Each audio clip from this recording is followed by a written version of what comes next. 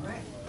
Good morning. I call to order this Carrabelle City Commission workshop for the general fund and the water and sewer 2022-2023 budgets. It's Tuesday, August 23rd, 2022, it's 10:03 a.m. at the Carrabelle City Hall Chambers. This is a workshop, so we will not need the invocation and the Pledge of Allegiance to the flag. That's not required for workshops. No action will be taken today during this workshop, but we'll work to agree in principle. And Ms. Keisha, would you do the roll call for us, please? Yes. Commissioner Brown? Here. Commissioner Allen? Here. Mayor LaPaz? Here. Commissioner Walden? Here. And Commissioner Millender? Here.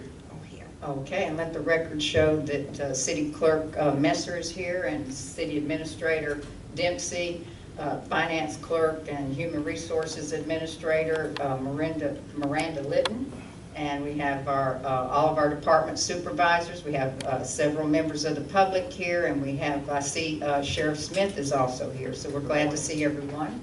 We'll start with a review of our funding allocations for the American Rescue Plan, and then we'll move on to review of our water and sewer budget, and then review of our general fund budget, and then later in the day, review of our draft CRA and airport budgets. And we'll work till noon, and if we need to come back, we'll reconvene at 1:30 today. And just as a heads up, our first budget hearing is September the 14th, 2022. Second and final budget hearing is September the 27th. At both of them are at 5:01 p.m. I'm sorry, did you say 22nd or 27th, September the 14th and September the 27th. Is that correct, Ms. Keisha? Yes. Okay, at 5:01. All right, so there's your American Rescue Plan, a list of the allocations and suggestions that we put together back in a workshop on 7/12, July the 12th. There's items that we cannot fund. We have you cannot fund an offset and reduction in net tax revenue, or pension funds, or pay off debt service, or pay off settlements and judgments. So we have on our administrative budget, and there was we had no funding for this. These were no funding suggested. We haven't gotten quotes on this, but HEPA filtration systems for City Hall and water sewer headquarters, stormwater drainage management for citywide mitigation projects, all staff computers synced with automatic electronic archiving systems for records retention of all, and that should say email communications, and email addresses, laptop computers, smartphones for city commission members, everything synced with an electronic archiving system for all email communications. An additional smart TV wireless sound system for commission chambers. The airport advisory board suggested and requested airport grounds tree removal and stormwater drainage improvements that have been overlooked since the airport was developed in the 1940s. They estimate that need at $330,000. Disaster preparedness, 2 satellite phones. And the price range is reflected by the battery life, and the highest amount was $2,800. Carrabelle Police Department Satellite Command Unit to be set up for disaster readiness out of the Carrabelle Water Treatment Plant, and that would be about $15,000 using a container. Digital radar speed signs. And that can range from $10,000 to $7,500, requested by the police department, 3 of those, depending upon whether they're portable or stationary. The police department requested 5 tasers at $18,000 to update their tools. The police department has proposed a canine program, and the purchase of the canine would be $9,000. And then a new vehicle for the police department that would run all dressed out with all the equipment that's needed, $40,000 to $45,000. The Streets and Roads Department has requested an additional variable message board. We bought one with the CARES Act, but another one would be very helpful for festivals and emergencies at approximately 20 at the most. The last one didn't run that high, but we're dealing with inflation. Construction of department office in the inside the new pole barn that they have at $20,000. New tractor with attachments at $100,000, but I understand that cost has been reduced due to some research, but Dustin will tell us about that. Water and Sewer Department, they would like to conduct a series of test wells for a new potable water supply in West Carrabelle with all the development we have going on there. That would run $80,000 to $100,000. A new bar screen filtration system for the advanced wastewater treatment system, and that would run $130,000 to $150,000. So you know, we'll need to know about some of these things so that they can go back when we take a break and possibly readjust their budget. Then we have some various capital projects. Development of the Evergreen Cemetery Annex, rehab of the old water plant building on Southeast Avenue C, clean up Patton Park, construct a new city-owned storage facility on the west side of Carrabelle for city-owned implements, and fire truck that's currently housed at the fire department, and the implements are housed at our industrial building on Airport Road, and then improvements to the boat ramp overflow parking on Southeast Avenue C. The city was awarded, we did not apply for this, all cities and counties and states and tribal nations received funding through the American Rescue Plan Act. The city was awarded $1,412,407, $1,412,407. Our first tranche was deposited in our city's account of $706,203. That was deposited last October, and we'll get our second and final tranche again this October. Thank you for researching that too, Ms. Miranda. So I'll ask for public comment at this time. If we have public comment regarding these suggestions and requests from staff and suggestions that were put together by this board. Okay, we have Sheriff Smith that would like to go first.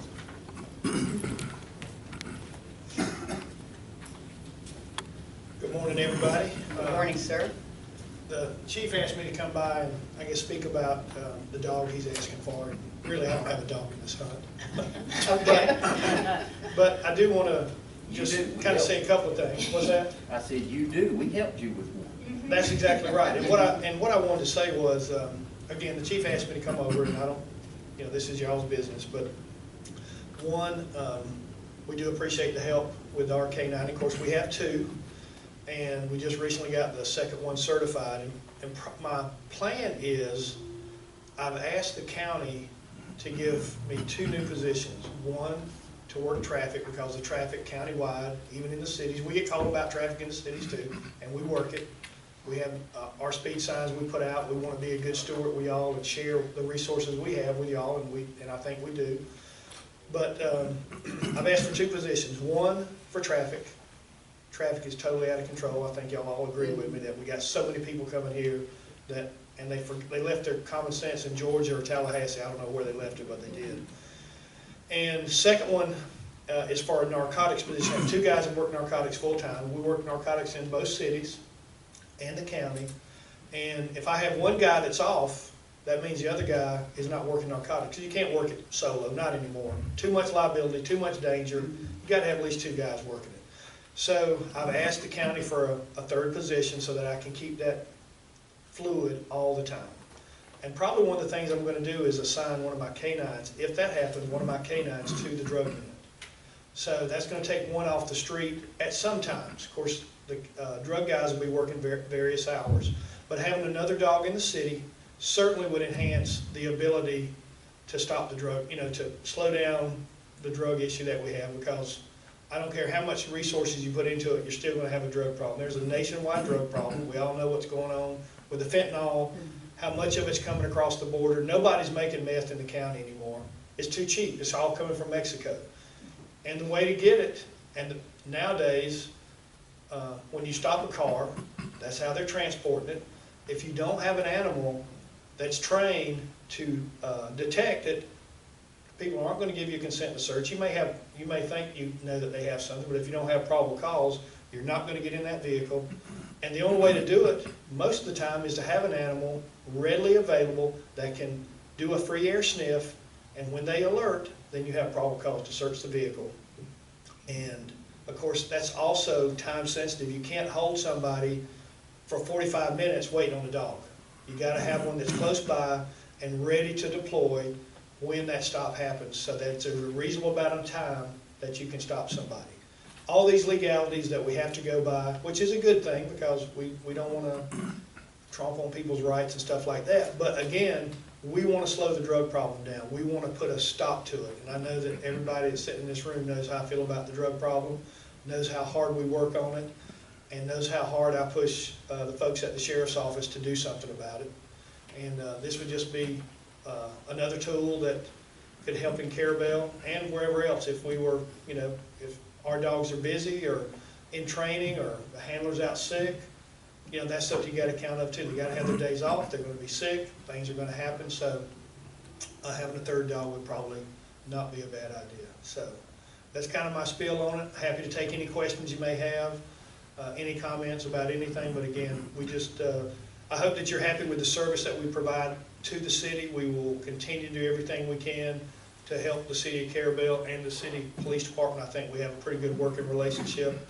A lot of cases we work hand in hand, and we just make our pledge to continue to do that. If you have any questions, please feel free. Okay, do the commissioners have questions at this time? I have a question. Thank you for coming and Yes, ma'am. explaining all this. So with the scheduling, would you guys work together to schedule when would be an opportune time? Yeah, I think that would certainly be something. We wouldn't want to do it blindly. I think that we would certainly want to have a schedule that worked for everybody, to have as much coverage as possible. Because sometimes you need a dog during the day, sometimes you need it at 2 o'clock in the morning. It just depends, because these folks that are doing these things, they're traveling all times of the day and night. And one of the things that now that we have, because we had a hard time getting our dog program going, because we had a hard time finding the right handler. That was a problem. Now we got 2 good guys, and we got away from having a catch dog. Now we have dogs that track and do drugs. The Malinois, we had a Malinois, I had to give it away because nobody could handle it. I mean, those dogs are like dogs on steroids. I mean, they're wild, but they're really great dogs. So we don't have a catch dog. So we would, the main thing I want to see is that we're able to do some interdiction, because you know, you have I-10 is a main corridor for a lot of drugs, but you know what? All the drug guys aren't going on I-10. 98 goes from Mexico all the way through the state of Florida. It's a very long road. I know there's a lot of stuff coming through here. Some probably stays here, some probably moves on. But it would be nice to try to knock some of these down that maybe the Border Patrol's not catching. I know they're doing a good job, they're understaffed, but still, it is a plague in our country, this drugs that are coming from Mexico. I mean, don't get me started, because I think it's a conspiracy against our country to keep people addicted to drugs by bringing in fentanyl. Every time they have a drug that's really popular and it starts to wane, then they bring in something new. And that's kind of what's happening now. But yes, we would work certainly with the chief to make sure that those dogs are scheduled so that we have as much coverage as possible. Do we have other questions from the commission? Okay, all right, and I just wanted to say to the chief, thank you as well for coming, excuse me, Sheriff Smith. Yes, We know you're busy, and we appreciate your support with Carrabelle, and I'm proud to be able to work with the Franklin County Sheriff's Office, and thank you for explaining what it takes to arrest someone, that you have a certain amount of time that you can hold someone on a traffic stop, and you need that animal to be there within a certain time to alert, and for reiterating the seriousness of the drug traffic that's coming into our country and our state, and Franklin County and the city of Carrabelle will not be immune. It's true. coming, and it's not going to get any better. No, you know, and I think law enforcement in general is working hard on the problem, but you know, I hate to be a Debbie Downer, but I mean, I think that's true. We're gonna continue to see it, but that's more the reason that we got to be tough on it. We got to have zero tolerance, and that's why I do. You get caught with a needle that's got residue, you're going to jail. You get caught with a pipe, you're going to jail. There's no freebies, because we got to have a zero tolerance. And they're moving it in vehicles. That's the bottom line. That's how they're doing it. So we gotta have these dogs to help us with these searches so that we can make good, solid cases and keep these people in jail and, let them be punished as they should be. Okay, and I think I have a member of the public that wanted to ask the sheriff a question. Sure. Yes, And Sheriff. this is Miss Sharon Glaze. Yes, ma'am. I back the blue 100%, Yes, and I'm ma'am. all for a canine dog. In speaking with the public, when I'm campaigning, because I think a canine dog would be a fabulous idea because we have such a bad problem. I know that some people are concerned about the expense after the initial expense of buying the dog. Can you give us an estimate of what it costs to upkeep the dog?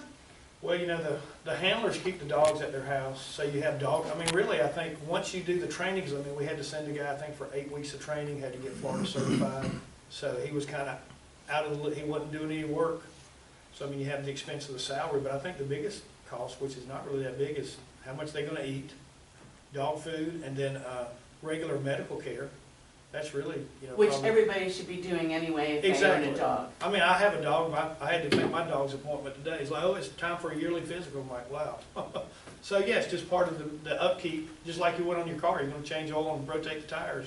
You gotta take the dog to the vet. Exactly. And if you keep them healthy, then it shouldn't be that big of an expense unless, some kind of traumatic. I have 2 dogs. They get all their So I stuff. think once you get them trained and stuff like that, then the cost should be minimal. Hopefully the return, we'll get some good drug cases and stuff like that. The return will pay for, that's the dividend we're looking for. Thank you. Yes, ma'am. Do we have other questions from the public for Sheriff Smith? Okay. I'd just like to echo the same comments. Sheriff, appreciate you coming and Yes, sir. sharing with us. One of the concerns I had, and Ms. Glaze was just asking you about it, was future expense. I see a Right. lot of hidden expense that we don't know about. Yeah. I hear from other agencies besides yours, and of course I know you have the two, that vet bills can become very expensive. Yeah, it So should be. anyway, but the bottom line is I appreciate you Yes, coming sir. and sharing with us, and I love the interaction between your department and our police officers. Well, we're fortunate we have a good relationship with Apalachicola Police and with the Correct. Carrabelle, and we want to continue to do that because, together we can accomplish more than if we're divided. And, Well, I look at it, we're Franklin County. Exactly. And I just, I was listening about, I think it's great y'all are going to do message boards, radar signs. The more of those we have, the better. And the ones, we just got a couple, and of course, we'll deploy ours anywhere you need them. Anything y'all need, the chief knows all he's got to do is call us, and we'll do whatever we can to, help the citizens have a better quality of life in Carrabelle or the county or wherever. So Correct. just let us know. Thank you. Okay, and thank you.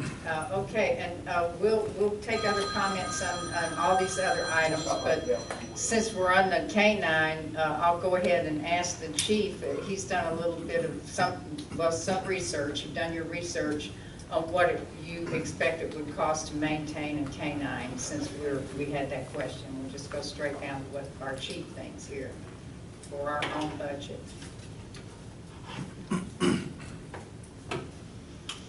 Yeah, the insurance that's required to have on the canine would be about $987 a year annually.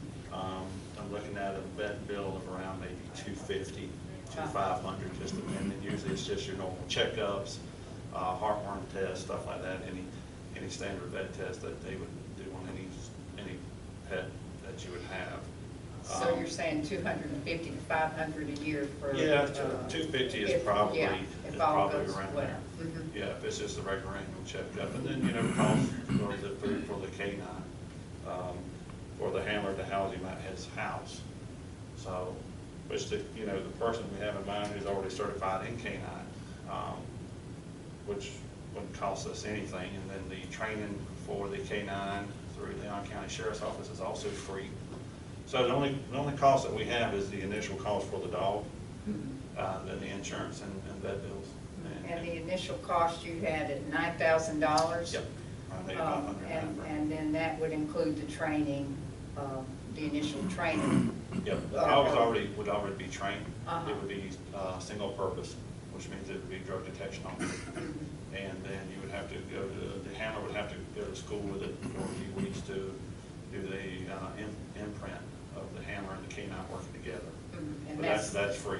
That's included with the purchase. Well, that's actually, that training part is free through the Young County Sheriff's Office. Okay. Yeah, the dog would already be trained, that's. All right, okay. When you purchase the 9,000, purchase the dog and the training, that's already there. And the dog is guaranteed. If it doesn't work out, then you can return the dog and they give you another one. All right. So that's a good benefit of purchasing that through the company we're looking at. Do the commissioners have questions to the chief about this? Yes, I do. Chief, Yes, sir. I heard the sheriff say that when you stop somebody, you only got like 45 minutes. You can hold these people, right? No, sir, you have what a reasonable amount, the Florida statute says you have a reasonable amount of time to hold them on a traffic stop, which would be the reasonable amount of time to either write them a warning citation or a citation, which can be anywhere from 15 to 20 minutes tops. And so a lot of times, you know, we don't always have access or availability of a canine to come to a traffic stop if we suspect there's drugs in the vehicle. Without a canine, if you ask them to search the vehicle, they can tell you no. That's their right. You have to have probable cause, and if the canine, like the sheriff said, does a pre-air sniff and alerts, then that's your probable cause. So, that's, you only have about 15 to 20 minutes. So if we purchase this dog, will he be in Carrabelle all the time, or is he going, who's going to handle this dog? No, sir, he will be with his canine handler. He'll work 14 days a month. It'll be on night shift. And so he'll be available for the 14 days a month on a 28-day average. So if he's off duty and one of the other deputies need, No, so they would all have to be certified in canine, and that'd be too costly. If we had other handlers, we'd have to send them to training. So we would have one canine handler. So, Yeah, correct. If you had, I'm sorry, go ahead, Commissioner. No, I was just gonna say, Chief can correct me if I'm wrong, I'm a layman on the outside, but the way I understand it, once a canine is assigned to a specific individual, that's pretty much assigned to that specific individual. Okay. yeah, Because that individual and that canine bond together, Mhm. and they pretty much, they're attached unit. They work together. Yeah, they're imprinted. They actually go to training in the Young County Sheriff's Office, and they work together for weeks, and they get to know each other, and they bond, and they become as one. So, Well, and also to follow up, if I can, Mayor, on what the sheriff had just said, he alluded to, that I feel sure if we did this, the sheriff's office would be calling for Right, the use yeah. of that canine, outside the city. As long as it's Because within- the sheriff kind of just alluded to that. So that'll help answer part of your question, I think, Commissioner. yeah, as long as it's within the time allowed, as long as it's within the reasonable amount of time. You know, if the let's say the sheriff's deputy has somebody pulled over at Alligator Point, is it a reasonable amount of time for our canine unit to go out there and assist? Maybe, maybe not. It just depends on where our officer is at that time. If he's at Carrabelle Beach, then no. You And know, we're at Alligator Point as Right, well. exactly, it could be at the very end. But if they're out here in Lanark Village, at Lanark Market, they've got a vehicle pulled over, then yes, they can assist, and they're still close enough to Carrabelle to take any calls that may come up or anything like that. So, But we in turn expect them to assist Carrabelle Police Department. yes, yes. And Well, then I mean, it's okay. teamwork. Like the sheriff said, we get more accomplished working together than we do individually. And Mayor, that's what I alluded to with the sheriff, because we already have an investment with the K-9, with the sheriff's office. And that investment was that we helped with the initial purchase, and as the sheriff was explaining, he's been working on that process to get this program up and going for quite some time. It's not an easy process to do. There's a lot of behind-the-scenes things to do with the K-9 program. But anyway, we helped with the assistance, or we actually with the purchase along with the city of Apalachicola, and the sheriff makes that K-9 available to our staff as needed. And we did a couple of years ago, at the request of Chief Huntings, donate or contribute $4,000 to the purchase of a canine for the sheriff's department. And I see, Mr. Bill Owen, you had a question for the chief? Yeah, I wondered, would the dog and the handler be on call because, or would it be like a limited 8-hour shift and then at the end of that? No, sir, it's 12-hour shifts they work, and so he would just be on duty when he's on duty, unless there was something really bad or really severe that we needed to call him out for. No, sir, he wouldn't. And I'm just gonna say, if there's a mean dog at a house, I'll walk on the other side of the street, and if people are aware that there's a drug dog here, they might not even stop, they might just keep right on going. Right, yes. And I'll buy a couple of bags of dog food. Yeah, me too. I'll kick in for that if you're worried about that. Thank you. Okay. All right, do we have any other questions from the public for Chief Schuman? Any more questions? I would like to ask a question. Okay, Ms. Can Sharon, you, please. can you just give us an average or just some sort of statement during your ponderings of how many times in, let's say, the last year that a canine dog would have been extremely helpful in your situations? Dozens. We have, You say dozens? yeah, dozens of times. Because traffic stops, without that canine, it's, like I said, it's impossible to get into that vehicle. They're not gonna allow you to search that vehicle. And so if that dog alerts on that, and that officer works night shift and he does a lot of traffic stops, chances are that dog is gonna alert when he does that for a year sniff. Without that dog, they're on their way and the drugs will get to where their destination is.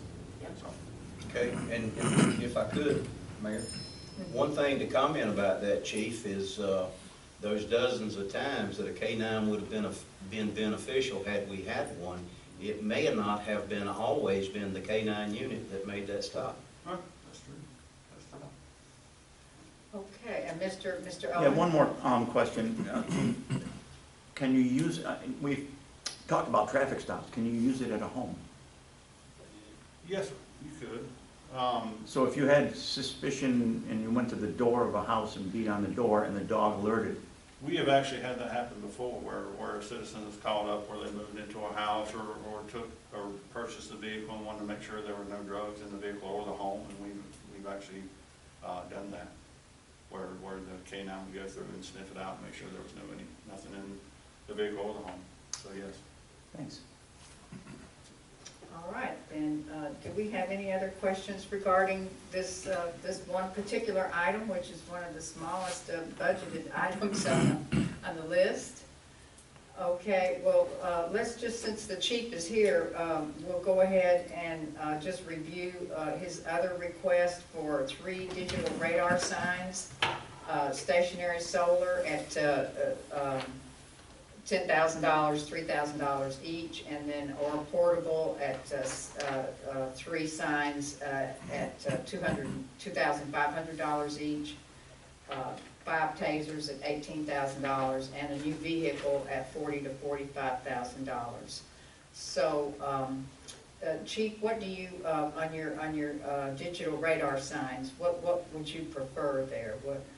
I think the stationary would be better because they're solar powered, and you don't have to move them, and you don't have to worry about charging the batteries on those. What is nice about that as well is the 3 locations that we were looking at installing those, which is right out here in front of City Hall, one on Highway 67 coming into the city limits, as well as Ryan Drive. 2 of those 3 may be possibly paid for by DOT because of Highway 67 and Highway 98. Have been in contact with, I forget the gentleman's name, but he works for DOT. Andrew Yeah, White. Andrew White, yeah, Mr. White. And so they want to do a survey and do some other things first to see. So it's possible that we can also get 2 of those purchased through them. And, okay, yes, sir. I have a question with that, Chief. Is DOT going to consider 67 when it's not a DOT highway? I think it's covered under state. Is it a state road or is it? No, it's the No. county road. Uh-huh. Okay, Would just so then be maybe just one. US 98, maybe just one. Okay. Well, should we put that one on hold maybe until you can find further information to see if the state would fund one? Yes. Okay, or would you like us to maybe budget for 2 and maybe look at another one next year or something like that? Yeah, we can do two. I think it's Okay. important to, especially with the issues and complaints we have with Highway 67 and Ryan Drive with speeding. So I think if we can go ahead and get those two for sure. Okay. So I'm just adding to, I made a little budget worksheet, and the staff has it as well. Tasers at $18,000, and you need to update your tasers. And, Yeah. okay, I'd like to make a comment, Mayor. okay, But Chief, on your signs, I support you. I think it's a good idea. Just my thoughts is, I personally think a portable would be good for you too, and that's just my opinion. The permanent, in my idea and concept, is the people would get, if you would, used to that permanent sign and not make, after a while, the new wears off and they say, oh, it's just a sign, no big deal. And again, I support you. I'm not saying any, I think your signs is a good idea. I support it. But I think, I would like for you to consider a portable. That's just me. I would consider a stationary and two portables, or two stationaries and a portable, That's or, what I was thinking, just get, Yeah. since you may not need to pay for three, get the two stationary and then one portable for another time, or something something. that comes up. But Keisha, I put $6,000 there, and that would cover two of any of them for now. Yeah, the thing with the portable is you have to install a pole wherever you're gonna move the portable to. Oh, Okay, so it has to be concreted in, uh-huh. it has to be set on a pole. 'Cause they're It not- has to be taken down every 2 weeks for the batteries to be charged. Mhm. So, you know, it's not that it's a lot of work, but it's work. I It's think where they're you- imagining like the sheriff's department. Yeah. Yeah, when we say That- and portable, that's it not- actually attaches to a pole. Oh. It No, actually no, is no, like a I'm suitcase. thinking about the one like the sheriff's department moves around along the highways. That's what I'm thinking as a portable. Yes, no, sir, this is a Those cost regular a lot. sign. I Yeah. imagine, they're like little tractors. Now, yeah, I'd like to see him have one of those. That's just my opinion. Yeah, the problem with those is I don't think those work real well. Just speaking with Lieutenant Ward with the sheriff's office, they Okay. had some issues with their portables. And they're less than a year old with, moisture getting in there from rain, other issues with the radar detection for the speed. So, I think you're looking at something more like. Yeah, the portable would attach to a pole that was there, or that would have to be there. right. And you'd you'd have to- move it from Is it? Pole to pole. pole to Yeah, pole. that's not what I was thinking as a portable, but anyway. Okay. I was just thinking portable, that's good. You were looking at, yeah. That's a lot. I was just thinking a portable would I know, be a little bit more versatile, 625. and not one attached to a pole. Yeah, no, you have to attach these to a pole. Like I said, then you have to take them down. You have to take them down every 2 weeks and have them recharged. Oh, The message board okay, that Dustin has a comment. the message board, that I'm trying to buy here is, radar compatible, so, you can hook a radar up to it, it's travel. Okay, and move it around. Yeah, Anywhere you want to. Oh, yeah, that's the kind We'll have that two I'm of them thinking now. about. And that's why they cost. So you're so thinking one much. like the sheriff? Yeah. Well, last year I think it was like. And you put it anywhere you need. Yeah, now, those are a lot more Everything costly was. too, though. Hey, that's okay. Yeah, yeah, that's, I don't know the numbers, but I want to say they're more close to $10,000 for those. So, Each. yeah. All right, we've got quite a few here, so we need to kind of maybe push forward on your tasers. Okay. He's made his request for the tasers at 5, and if they get tasers, they need 5, not 3 or 2 or 4. What do we think about that? We'll need to set some priorities here. I think this taser is a good idea myself. Okay. On your police vehicle, now, on his regular budget, he's going to be paying off of a vehicle this year, or what's? I No, can't we, remember. with the wreck vehicle, for the insurance money that came from, and for that, we paid off the second new Ford pickup truck we had purchased last year, earlier this year. So right now, we only have one payment on the new SUV, and I think that was done for 5 years, Mhm. And so that's what we budgeted every year for that for the next 4. I think we've already made payment 1 on. Okay, so a payment on that is what you plan for under your capital outlay? Yep. The general fund. Yes, on the general fund. And so you're requesting a new vehicle, all dressed out, to run 40 or 45,000. Yep, that would give us 4 new vehicles if approved with payment of only 1. Okay. If I would go ahead, just for budgeting, budget on the high side, $45,000 if we, agree with that purchase. So, that's the commission. What do you all think about that? I support that. Okay. He needs it. Yeah. Yeah. And we've got an opportunity to purchase that. And I'll go ahead and say, I fully support the canine proposal. I see nothing wrong with it. We're it's gonna hit Carrabelle just like every other city. We're not immune, just like the commissioner said earlier before we started. Did you see some development? And it's coming. It's coming. Just like we see development, the explosive growth that's going on over in Mexico Beach and Port St. Joe. It's coming, and we're not going to be immune to it no matter what we do to try to keep Carrabelle from changing. So that's part of it. And I'll just say I promote it. I don't know if we'll have to take we can't take a vote on it. We're trying to agree in principle here. Well, I'll go ahead and say I oppose the canine purchase for the many reasons that we've already discussed without rehashing. It's not the initial purchase. It's not the money on the initial purchase that I look at. It's all the things for the future that we're going to encounter. And even the sheriff himself said it's a complicated program to get together and get up and running. He himself just said that. So I do oppose the purchase of the canine. Okay. So we'll need to get some input from the other commissioners to see what how we need to move here. No comment? Okay, that's helpful.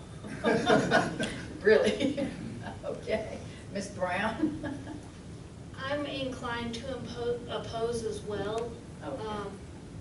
I understand that the officer does live out of the city, and I know they wouldn't be called in, but the dog would work every other day pretty much for half of the day, so that's only a quarter of the time. I just am not sure we will see the benefit that we're anticipating with this at the moment Right, for the but the cost. $9,000 would cost, yes. It's a big investment. Yes, Ms. Sharon? I mean, if you're contemplating the cost of the canine dog, and then you're talking about the expense of these signs, seems to me there can be a little bit of compromise somewhere, and you do the signs that you need, except for you do it after you've made the decision about protecting the citizens from the drug epidemic that we have. And some of you don't live in the inner city. I do. I live in the doggone ghetto. We have a meth problem. We have them coming and squatting in houses with no electricity and no running water and cooking meth. And when you call the sheriff, by the time you get the sheriff out there, they're gone.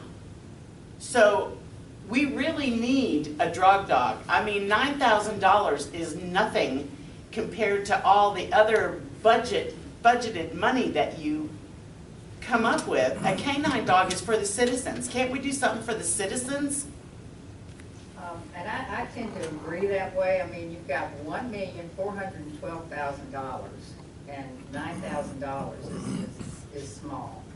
This is, But of course, there's, as Commissioner Melander says, there's all those hidden costs. Again, and it's not just the cost, the initial cost. That's not what I'm referring to. Again, we've already discussed this over and over and over. It's all the future and the complications. And we have a small department. We're not as out, if you will, as large as the sheriff's office, No. for example. I agree with that. And we don't have those resources. We're just a small department. And we only have 5 officers, am I right, Chief? Five full-time, 3 All right, and you put one of them as a K-9, that's not taking him out of service, but anyway, and I could go on and on and on. And I'm not opposing the initial cost. I think we can handle that. But I'm looking at the future. And I just think it's not practical for a department our size. Do you have a dog, sir? Mr. Ma'am, Miller? that's not relevant. Well, it is relevant, because if you had a dog, I have 2 dogs, and my dogs have vaccinations, and they have allergy shots, and they cost with dog food. Okay. And that's, I mean, you can pretty much, just like Sheriff Smith said, you can pretty much know. I mean, sure, if somebody shoots your dog and it has to have surgery, then that's an added expense. But as far as typical upkeep on a dog, that's a pretty average expense. It doesn't get more expensive as time goes on, unless, you know, unless inflation keeps rising up and everything rises. Okay, all right, thank you, Ms. Glaze. 2 things I wanted to add too as well. What the sheriff was talking about with the training and the length of getting the program off the ground was he didn't have any officers that were trained. And then he had to go out and buy a second dog that had to be recertified. That's why it took them the time to get that dog in service and to get those guys in service. Still things to do. But our officer's already trained. I don't have to send him to K-9 training. He has to go to training with a dog to be certified through the state of Florida, and that's only a few weeks. And that's good, but Chief, I look beyond that, and what I'm trying to say is, let's just hypothetically say, and our turnover has been somewhat high in the department. Let's just hypothetically say we purchase this dog, and 2 weeks from now, that officer decides to go somewhere else. Then we have options. Then we've got to train someone else. Or sell the dog or Right. or whatever. Anyway, folks, I mean, it's But the other thing I beating a was- dead horse. The other thing I was gonna say is, Commissioner Walton can attest to this, there's a lot of drugs that goes out toward that prison, that go to that prison. We've had several traffic stops where that's where they were headed. We've had inmates trying to pick up drugs from trash cans and parks and other places. So if you can stop that before it gets into the city of Carrabelle or gets to its destination, that's a plus. Okay, all right. Ma'am, Okay, now, yes, Ms. Keisha. I was just wondering if I could poll the board. Well, So- I'm trying to get that. I asked Mr. Commissioner Allen, he has no comment. Sabrina, But you go say ahead. nay? Yay or nay Yay or nay? for the police dog? No. Yay And or yay. Nay. Hey, Okay, all right, thank you. And then, and so that's that. And then the other items, I believe, are going to be funded, Chief. The radar signs, but we'll start out with 2, and the 5 tasers and the police department vehicle. 2 of the stationary at 6? I just put $6,000. Is that, everybody good with that? Yes, yes. if Okay, that's what the chief wants, okay. I'd like to see him have one of those Tasers. portable, but So we're at 69,000. What he's gonna go, now the portable is, they're really not portable, although they're called portable. Well, Yeah, they're called portable because you can take them off a pole, Uh-huh. bring them in, charge them, and then put them anywhere else you want to put them. I But as long as think- you have a pole there. I think we're talking about 2 different things, or I am. I don't And know. when I say portable, I'm talking about the one like the sheriff's office has got that you hook to the back of your vehicle and you tow it around and move it. Not one you hook to a pole somewhere. Like Dustin just said, his is set up, the one he's buying is gonna be radar compatible, is that right, Dustin? Yes, sir. But you have to buy And that's the- $18,000. Well, Right. I would rather help the chief fund something, you know, that's versatile.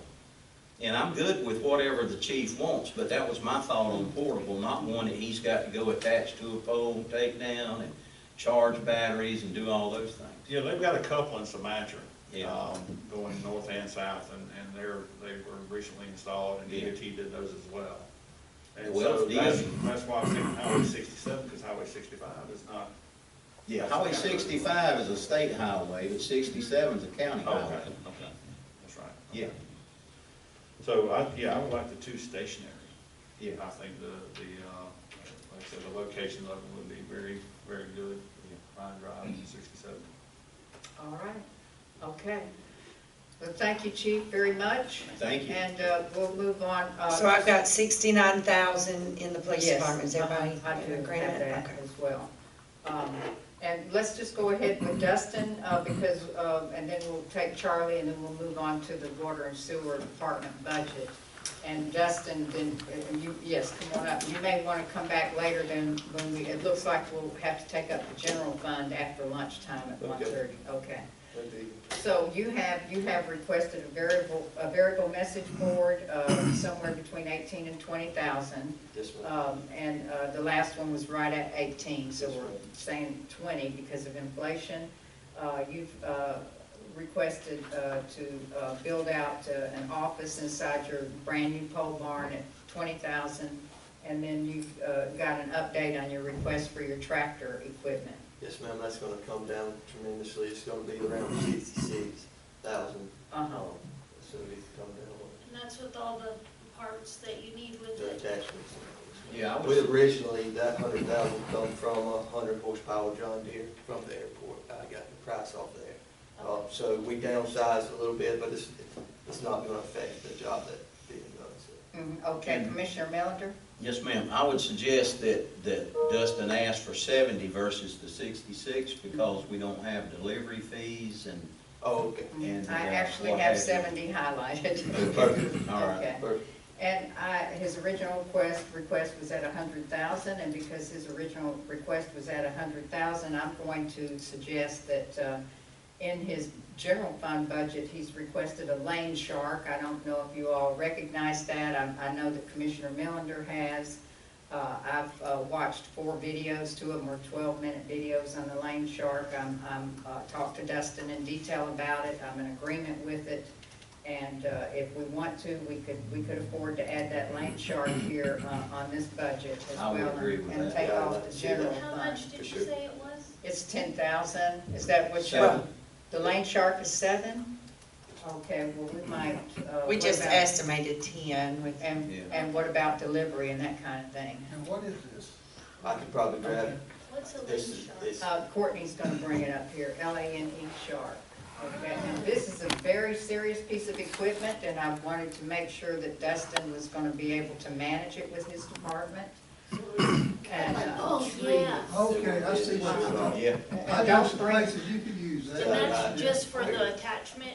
Yes. It's an attachment. Well, the way, if I can explain a little bit, the way that thing does is the tractor that he's looking at is set up and it's conducive for quick detach. quick connects all the way around. Where all these implements, he can put a regular scoop bucket. He has in there to buy a grapple bucket for picking up his trash. And this lane shark will also hook to the same attachment and operate off the same tractor And it's also coming with a push hog. and a bush hog. And the lane shark, it can be tilted where he can mow, say the embankments around That's right. Sands Park Pond, Oh, good. or, down in Ditches. ditches, kind of, where you can't reach, Slope. or just don't come behind my house now.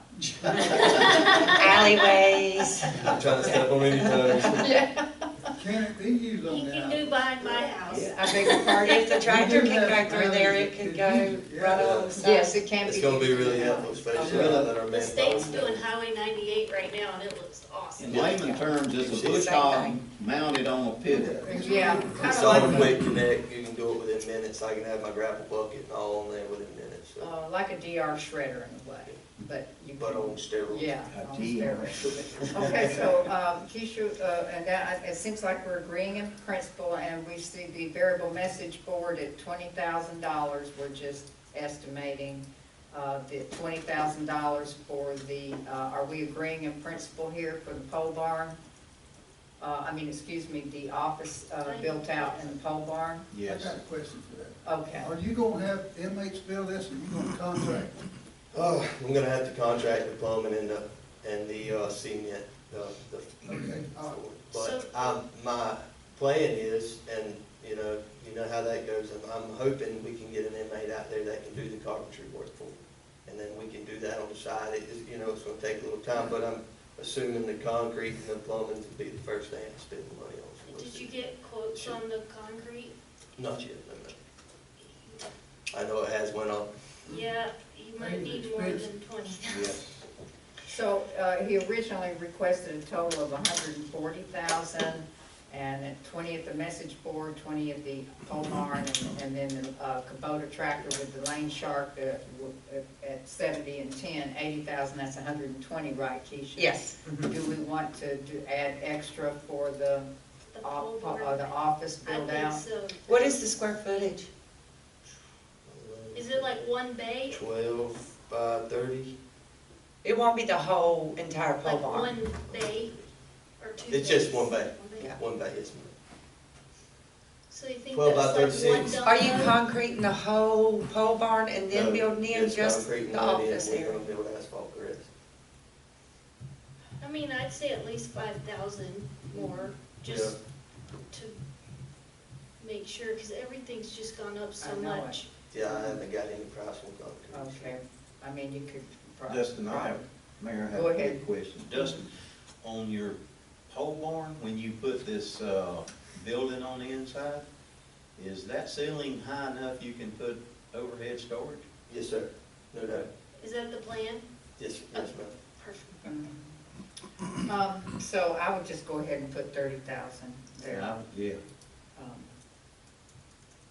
I And, you know, can- it's not, you don't have to, there's no fiscal year limit on it, you know, so you can do it at your, I mean, we don't want you to run it out 5 or 10 years, We but, just have nowhere for, we're Yeah. gonna put a restroom in there. There's nowhere for my guys to use the restroom. No AC out there. We sit in the shop with it, and it's just, mhm, it's outdated. Well, if I can, mhm. folks, what I see, and I'm looking down the road, we kind of struggle for storage space. Right now, we're utilizing the building over at the airport. But if something were to change with that, we would be struggling for storage space.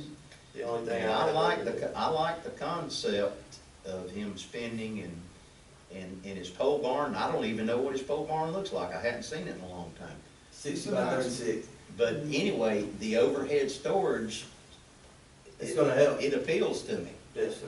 And so anyway, and if we have the opportunity and we have the funding, it'd be a great time to think a little bit beyond and do some storage area. That's just my- I agree with just the my storage thoughts. over the bridge, we definitely need more storage. Where is the new Kubota gonna be stored? Underneath that pole barn. We've got the old Massey there. I've got a spot for it. You know, we're just gonna move stuff around. But right now, everything I have is uncovered. So anyway, what I'm saying is I don't want to complicate what we're doing, but if we have some money and we have the opportunity to create some storage space, create some storage space. Mhm. That's just my thought. All right, okay. The only issue with storage space out there at the city yard is I'm out of dirt. I don't have, you know. No ground. We've gotta be able to move around, so that's where I'm at on that. The overhead's the only. Well, the overhead is what I'm thinking. That's the only other option I would have. Not storage space particularly to drive a tractor into, but for I got Christmas decorations or something of that nature. You know, things that could store overhead.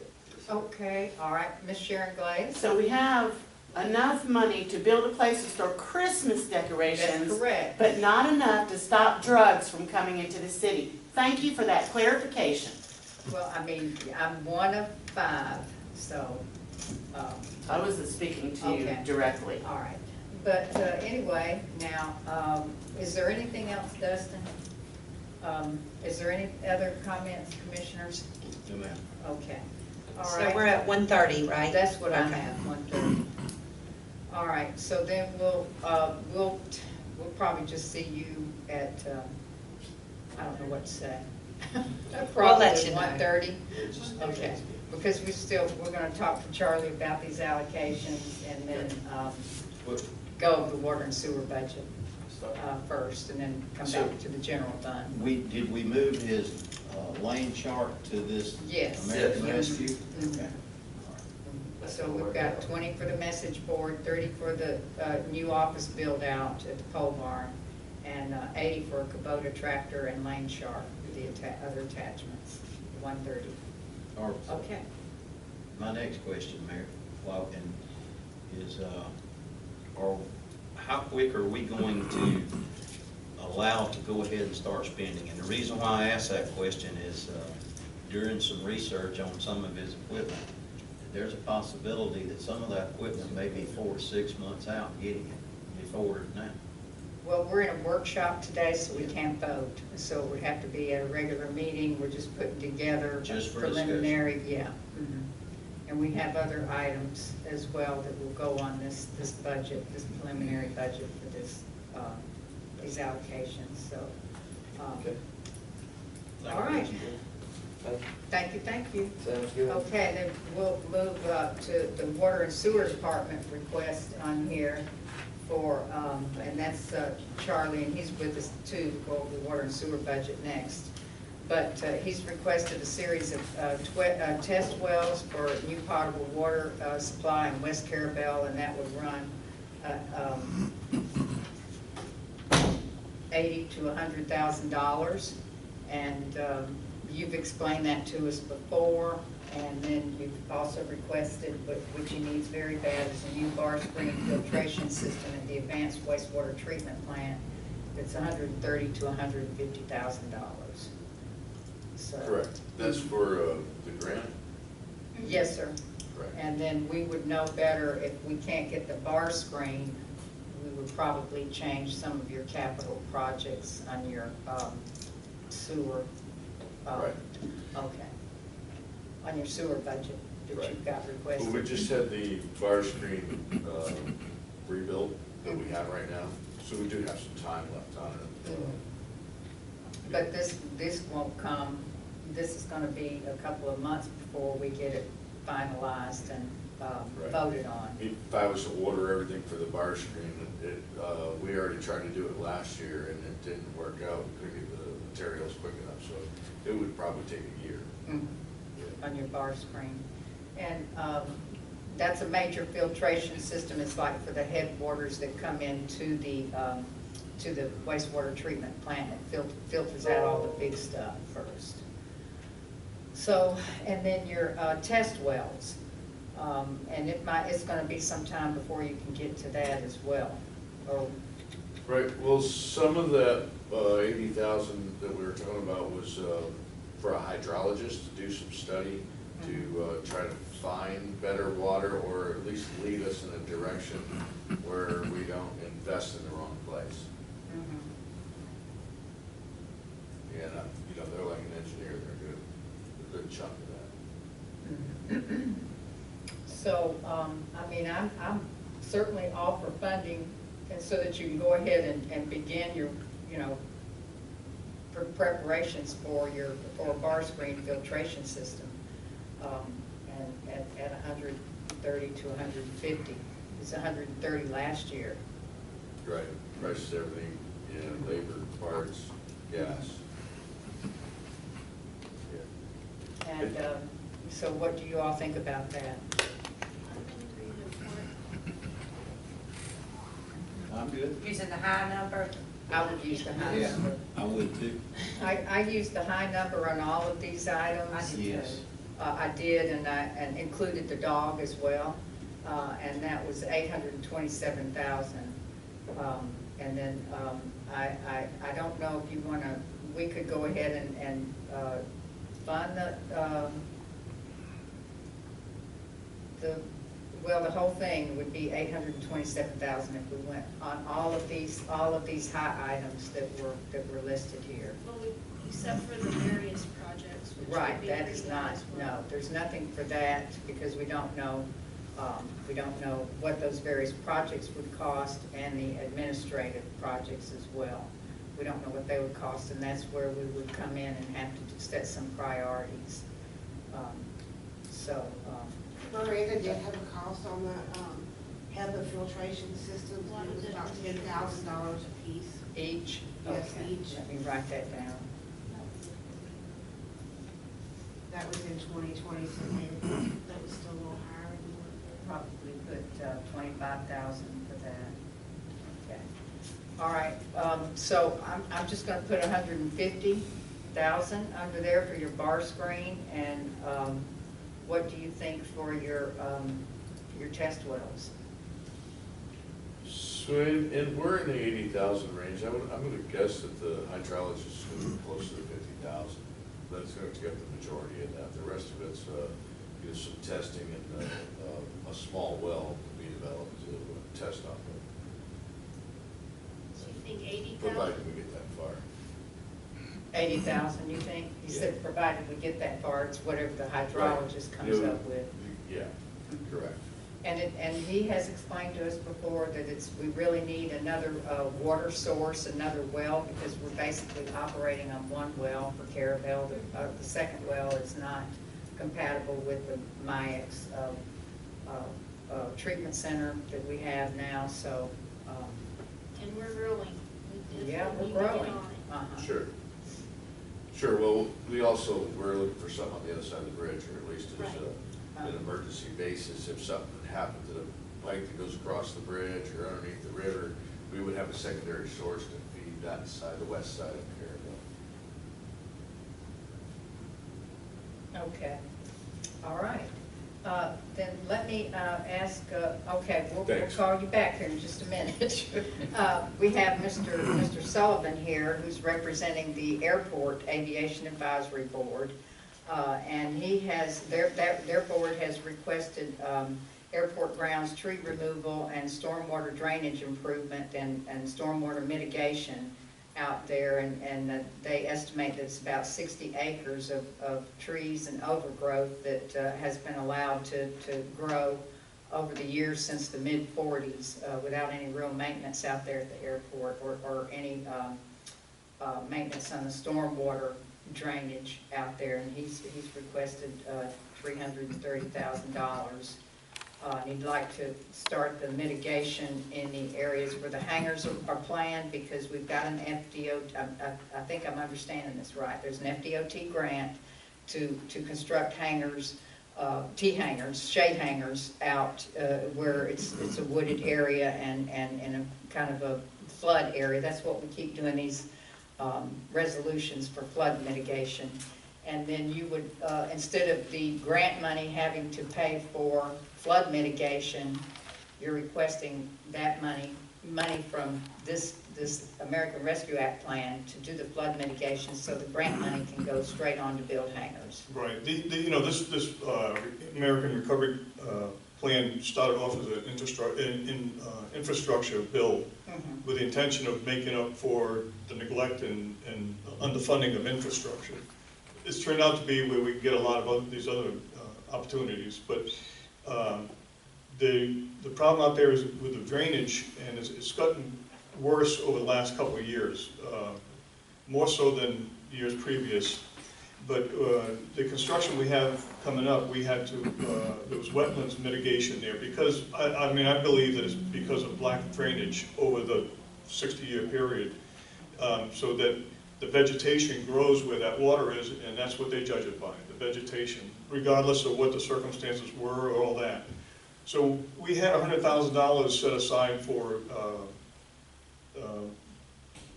drainage, to study the drainage and start working on relieving the airport of all the standing water. But then it came down to building these hangars. We had to take that $100,000 and give it to the wetlands mitigation. So in order to build these hangars, we had to pay $100,000 to the state, which buys land somewhere else. And if the way things are going out there, any future growth out there, the same thing's going to happen. They even want mitigation for the land right next to the creek by the taxiway, which is because of the vegetation there, even though there's a drainage ditch right there, and it eroded away, and this vegetation starts. Now that we can probably get that overlooked, that section there, but any other growth in the future, rather than spending money building the hangars and the taxiways and all, it's going to go towards this wetlands mitigation. So the sooner we address that problem, the more money, dollar for dollar, will go into the construction of the airport. The value of the airport is, the last economic impact study was done in 2017. That year, the airport had $215,000 construction money. The study that they did was that the value, the economic impact value to the city is $650,000. So it's threefold what you invest out there, the money comes back. That's why the state of Florida invests so heavily in airports. Florida invests more in airports than any other state in the union, and it's because they see the return for it. There's a lot of value coming into the city, taxes especially, there's real estate, all the shops, restaurants, marinas, everybody benefits from it, everybody in the city benefits from it. Yes, sir? Yes, ma'am. Tim, this money, would it go toward studies, or would it go toward actual boots on the ground water, wetland mitigation? They probably, I want to say like about $30,000 would be the studies in order to see what you have to do to drain it, or where the water's going to go. Yeah. And I mean, not so much, we know where the water's going to go. There's a creek that it'll run down. It's a matter of surveying and the plans in order to do the work. Okay, but some of this money would go directly toward operational improvements? Most of it would go towards, yes, to infrastructure, the building or redoing the ditches. Cleaning ditches. Cleaning ditches, cutting trees, cleaning ditches, right. Yeah. So, and most likely it'd be a local company because That's okay. they have equipment here, that they don't have to transport into so they've got an edge on the bidding, yeah. And he's already had local companies out there doing, trimming trees off of the runway that, when they first got established, the Aviation Advisory Board, we were being written up by to get our license, our permit renewed, we needed to have trees removed, they were too close to the runway, and so we've already had local boots on the ground out there doing that, and that's been funded with rental income from the airport hangars. Yeah, we've spent at least $50,000 along the edge of the runway, clearing that out, and it was all a local contractor. And none of that money came from the general fund, that's from your airport hangar rent. Right, we had sold some trees out there. We had somebody come in, a local gentleman come in and look at the trees that were of value. They came in and cut those out. We took that money and put it back towards continuing the improvements on it. The tree line keeps coming in. I mean, those trees grow fast, and they grow tall fast. So they see a tree, they'll tell me, there's trees over there, and within 2 years, it'll be in the obstacle thing is, and ideally in an airport, you should be able to stand in the middle of the airport and see the whole perimeter. There's no growth inside. Wildlife control, and for one thing, it affects the landings of the aircraft, but also the obstacle clearance. Well, I think this is we don't get this opportunity very often, and I think it's a worthy request. I know it's a large request, but I support it. And I support it as well. I would certainly put the whole amount if we all support it, and then go back and look and see what we're looking at for, what kind of funding we have remaining. We may move 30,000 off of it, but I'm for the request. I'm good with it. Okay. All right, so we'll put that down there for now. Right. And you can, we'll see. We'll know you're gonna be removing some trees, for Yes. sure, one way or the other. Draining some water. Whether it's 300,000 worth or 275,000, whatever. So you can maybe start, getting a heads up on getting your boots on the ground. Right, out so there. I said before too, that we've got about a dozen hangars planned for the future, and we have a waiting list of 16, and I really get calls at least once a week, somebody looking for a hangar.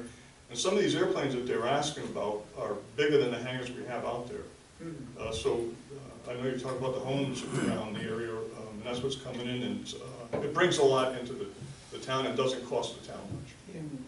And these hangars then, they go to that rental income goes straight back into the airport. None of it comes to the general. Right, and what we're hoping to do is get enough so that we can start staffing the airport. And keeping the airport self-sufficient. Yes. Okay. All right, thank you. Thank you. Thank you.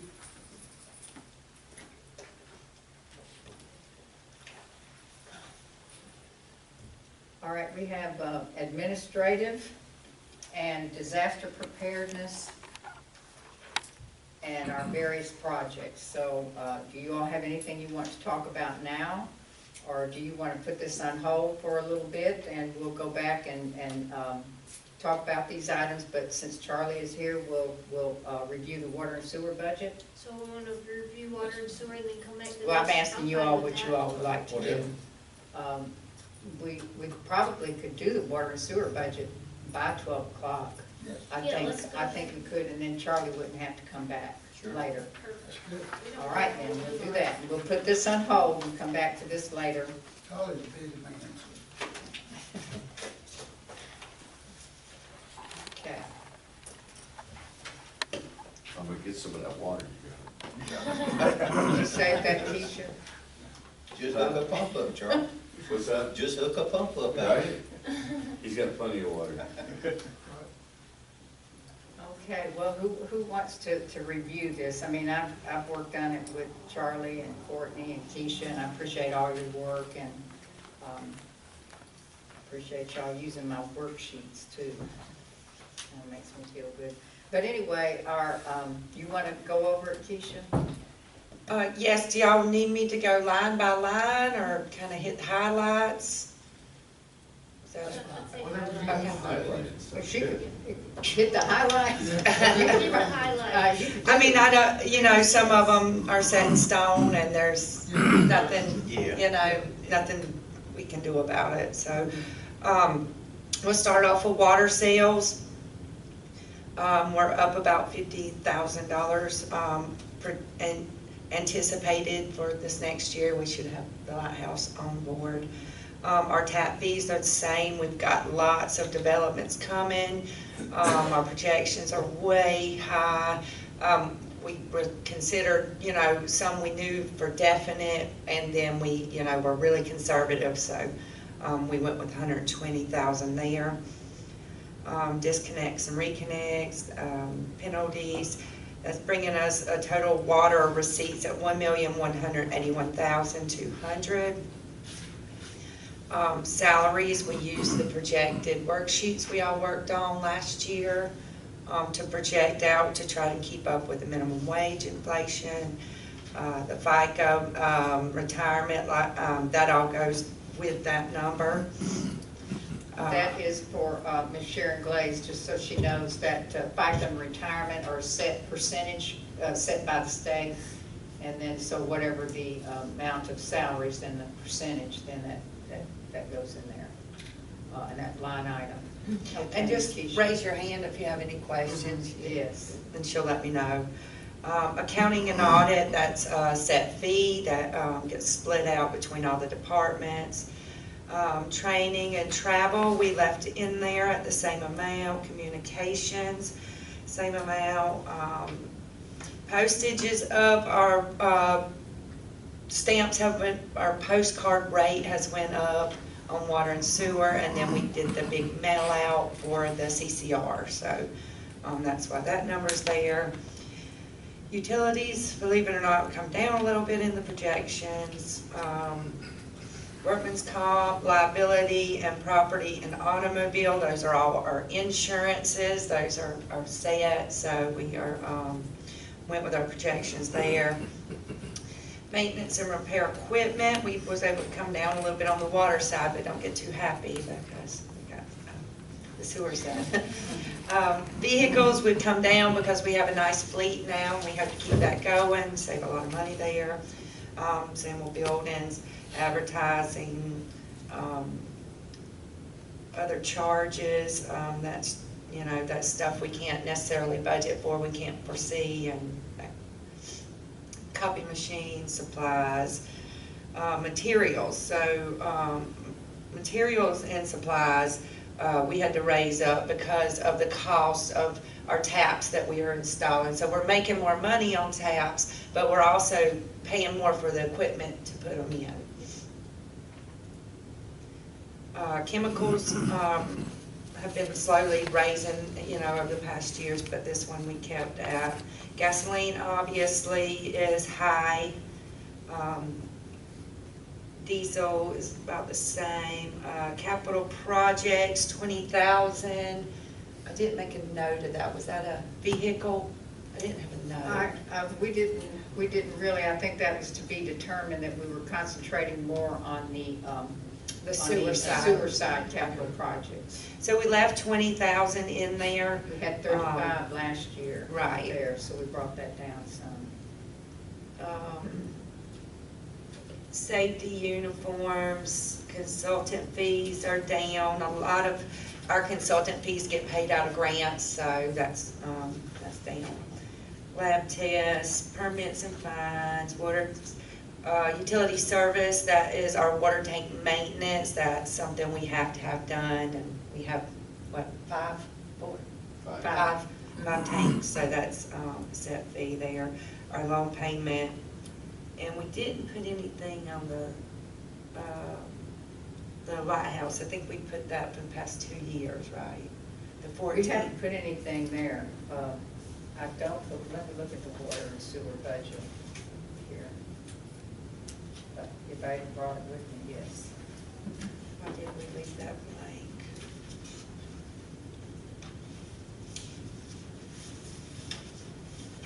blank? I'm sorry, my contacts are messing up, so I'm having a hard time reading. The loan payment on the lighthouse water extension, well, we had 14,200 last year. The design part, but that should be paid. Yeah, design. 14. Yes. But I think y'all left it open because you weren't sure when the construction part was gonna kick in, when they would be complete with the construction, and you would start paying back the construction part of the loan. So we just need more time to figure out what that payment is gonna be. Okay, and yes, we don't know exactly what Right. the payment's gonna be, but I think overall, we're gonna have some surplus. Surplus, yes. I Okay. wanted to tell, also, a lot of people don't understand on this utility service water tank maintenance. It's required by the state that our water tanks, we have five big towers throughout the system, and that they have to be maintained every year. And they rotate, and please correct me if I'm wrong, some of them get painted on the outside one year, and some get cleaned on the inside, and then they Correct. rotate that. So they all get washed out every other year. Then they get painted on every 5th year. Okay. And they go inside and paint the inside as well as the outside. It covers our logos that are on all of those. So they also come back and do service on the lights when the lights are out. And Leonard just had extensive work done to it. The whole vent top was rusting. You obviously can't see the top of the tower, but when the guy got up there, it's a big, huge vent, and it was rusted, and some of that was falling in the tank. So that was all replaced. It was all under that part of that contract. It had to have a big crane in there to hold. It's a big metal top that sits on there. They cut it off with a saw and then picked it up and put a new one up there, welded it all back in, painted it, and then certified the tank.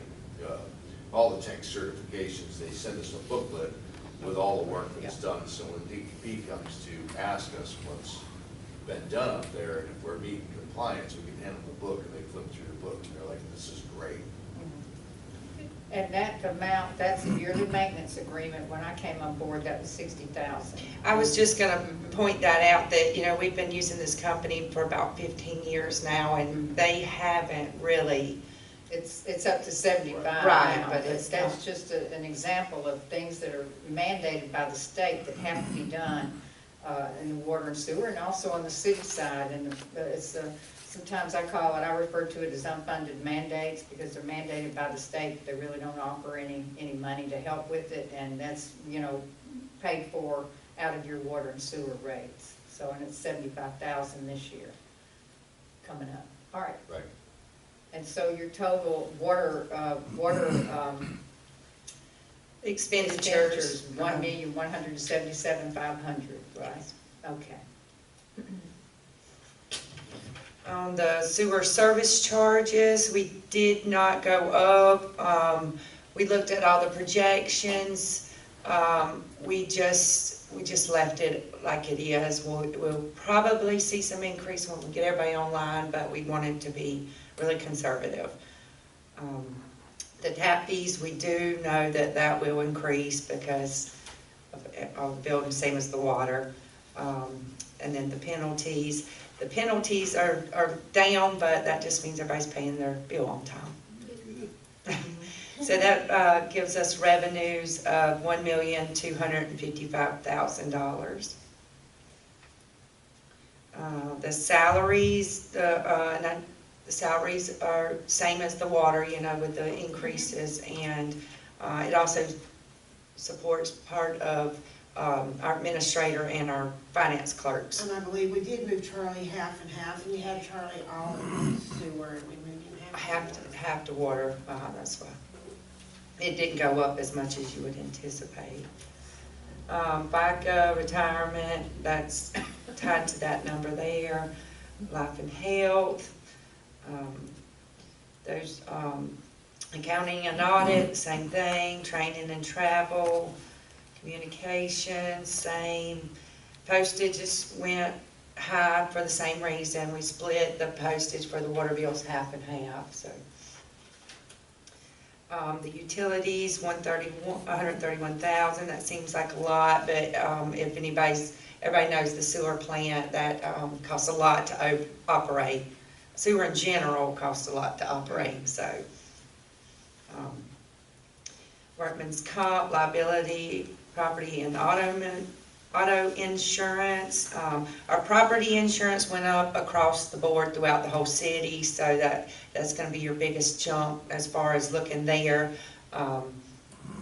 Anytime we add new lift stations or anything, that's got to be covered.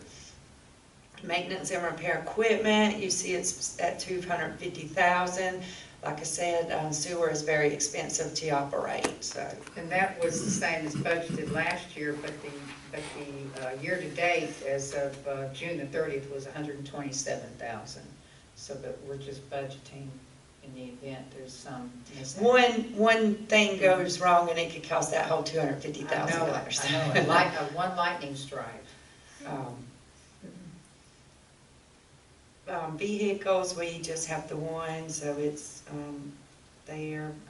Buildings, obligations, sorry, got to play. Need some drops. Materials, same as water, everything's higher, so we have to budget for that. We use projections, so we look at what we spent last year up to a certain point, and we project it out, and that's how we kind of configure what we're going to spend next year. Chemicals on the sewer side, obviously it takes a lot of chemicals to treat sewer, so, same as water. Gasoline's up, diesel's up. We have a storage now, so we can prepare for hurricanes, so we added an additional amount so that we can fill our storage tanks up before a storm comes, and we'll be able to operate. Here is the big capital projects. I got them listed out. I'll read them off. $150,000. We got $65,000 for a mini excavator. $12,000. Okay, and Charlie's kind of questioning that as well, I think because, that was on this budget. yeah, We just kind of got messed up. I sent you a list Oh, this yes, morning. okay. We changed that at our little yes, preliminary I'm sorry, I workshop we didn't had see the other day. Do you have that? That I Is sent that this the one morning? that starts with pole barn over filters? Yeah, pole barn over filters, 12,000, yeah. So somehow Sabrina got it, but, excuse me, Commissioner Brown. I've opened the wrong one, but it seems like that's the, and I can't see on.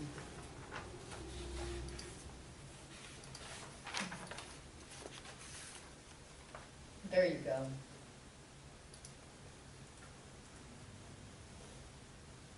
Okay. Okay. How does that look, Mr. I can't Brown? read that, That's but y'all can see that. So it's a pole barns, he wants to put a pole barn over his filters at the wastewater. We already have a Go pole ahead. barn there. Okay. It got damaged in Hurricane Michael, and we've been kind of limping along with it. We've had it since the sewer plant's about 15 years old. And I'd like to get it replaced. Then the small pole barn over the lift station is at the prison lift station, the DOC lift station, where we have the water tower, we have the reuse tank, we have a generator. My plan is to cover the lift station panel. It has an air conditioner in it, and every year I buy a new air conditioner. It doesn't make the whole summer. I like to cover it, just put a fan in there. It's really hot area right there, there's no shade. And then it would cover the generator, then it would cover the electrical meter and the transfer switch for the generator, which is also another $20,000 item. I'm just trying to get things weatherproofed a little bit out there. We have a lot of investment in that spot. And then lights, eventually when we come along, I'd like to put lights out there. It is our largest lift station, and the prison produces half of what the city's flow is. So that area out there could be in the middle of the night, you'd be out there working, it'd be nice to have something like this. Our prison is our main account. The prison is our main account. It As keeps one us going. account goes. Okay, go ahead, and your truck lease payment, just go ahead and tell us about them, Charlie. Your projects. So what was the truck lease payment? I don't know, Jay? John Lee. John Lee. Oh, I'm sorry, that was the truck that's being held over. We ordered the truck in November, and it's still not in yet, so it has to carry, we're carrying it over to the next budget, that's why I didn't recognize that. And then the two lift stations for SCADA, Caraway Bay, they're on the other side of the Carrabelle Bridge. They're two lift stations that never had SCADA. I'm trying to update and keep everything as it grows. They were developments that didn't have anybody in them, and now they're starting to get houses in there, so we're starting to get some flow over there. And I'd like to get them on SCADA so we can watch them and keep up with them. And that's an alarm system. Yeah, that's the alarm system. It gives us the ability to watch well, we have them on almost everything. These are just a couple items that are left out on the outside. But we have them on the water towers, we have them at the water plant, we have them on most of the rest of the lift stations. We had just never done these because there was no houses in there, so there's no sense in spending the money to have them sit there. And then, new lift station, Caraway Bay. So where the old Julie Mays was, we have some land in there that's being auctioned off, and the lift station and power panel, electric meter, all that stuff has not been finished over there, and there's gonna be a few dollars that's gonna need to be spent. So with them auctioning land off, I think we should be putting a little bit of money in there and try to get that up and running before we run into a predicament where somebody wants water and sewer over there and we're not ready for it. And Blue Water Bay is the same way. There's a couple lots out there that look like they're gonna be sold, and that lift station was never completed either. Electric, power meter, panel box, stuff like that. So we're gonna invest a little bit out there, not all of it to get done, but enough to get started, I need to get power in there so we can move on with the panel and stuff. And then, An outbound meter. So the wastewater plant, we just had our wastewater inspection by DEP. We go every 3 years. And one of the complaints that the inspector had was our influent meters that register how much sewage is coming into the plant doesn't match the outfluent meter going out to reuse. And we're 100% reuse. We treat everything and we sell everything, or it all goes out to reuse, whether it's sold or not. The meter, when the plant was designed much larger than we supply water for today.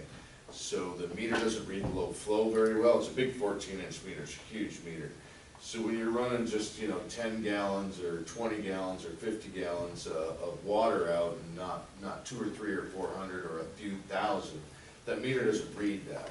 So you take that and compound it by the day, and then compound that by the month, take that by the year. We're looking at 300 million gallons a year is being lost somewhere at the wastewater facility. Yeah, it's about 150,000 gallons a day is the difference between the meters. So I need to narrow that down to get DEP happy. So my goal would be to take the 14-inch meter out and downsize it to a 10-inch meter so I get more accuracy on a lower flow without causing a problem with flow. We still need to get water out the door. So that's his proposed capital projects at $150,000 for the sewer side. Yeah. Okay, we got, safety at 500, that covers goggles, stuff like that. Uniforms, stayed the same, consultant, lab tests, permits and fines, and our sewer loan payment, bringing us to $1,160,000 for the sewer. So we have, 1,181,000 in water, and 1,255,000 in sewer for receipts, and that, we don't have a balance forward in there, right now, I'll put that in later. Bringing us at 2,436,200. Our expenditures on waters, 1,177,500. Expenditures on sewer, 1,160,000. For total expenditures, 2,337,500. That leaves us a surplus right now, before we do have to add the loan payment back in, but 98,700 to balance us out. So, and that money reserved for contingency goes into our renewal and replacement fund that would, is for emergencies, hurricanes, stuff like that, stuff that we couldn't fund out of our budget, so. And this is, so this water and sewer department is a separate enterprise. The budget is completely separate from the general fund, and it's funded solely by the water and sewer ratepayers inside the city limits and outside the city limits. And it is, I just want to reiterate, a separate business from the city. The city operates a city-operated utility, and it's a $2,436,000 budget, and it'll probably be a 2.5 next year once we get everybody Sure. in line. Come And right so, along. and you have 10, 11 employees that work under you for the water and sewer department, is that correct? I guess we count the office people. Yeah. Sorry. I will add that we did add a new employee into Thank you. I this was budget, gonna it's ask a that. field That was, employee. waiting on that. Yeah, I forgot to mention that when we went through. It just didn't, it wasn't a whole lot more in the salary, so it didn't stand out. I had a notice. So you budgeted for an additional employee? Additional field employee, due to the anticipation that we know that Lighthouse Estates is coming online. We have a subdivision out there that's got 21 lots that's gonna be coming on. They're asking for 30 lots at St. James Bay. We've got the development here coming with 30. So I think we're gonna need another employee to help cover some of these connections. And that's at Charlie's recommendation? Sure, we've been struggling out there, you know, the amount of taps that we're putting in, water and sewer. I'm hiring a contractor to help us get caught up. They come up for a week, and I do things like repair the bar screen for a couple days a week, then put them on water taps and sewer taps for the other half of the week. They charge us by the week when they come. So I'm able to get a few things done. I would hope that we can cut back on that. But also, I'm trying to get the guys, so we only have 3 guys on call right now, and then I have 2 guys on standby, which is Justin and John Lee. And I'd like to get the call to be 4-week period, so that the rotation, everybody gets 1 week a month. Right now, we're in a 3-week rotation. We've been that way for years, but just trying to get a little bit ahead of the curve. And we certainly could use another person out there. And I don't know if you've noticed, but one of their staff members has been working part-time, semi-part-time, Right. working the front desk, and he's doing a great job. Right.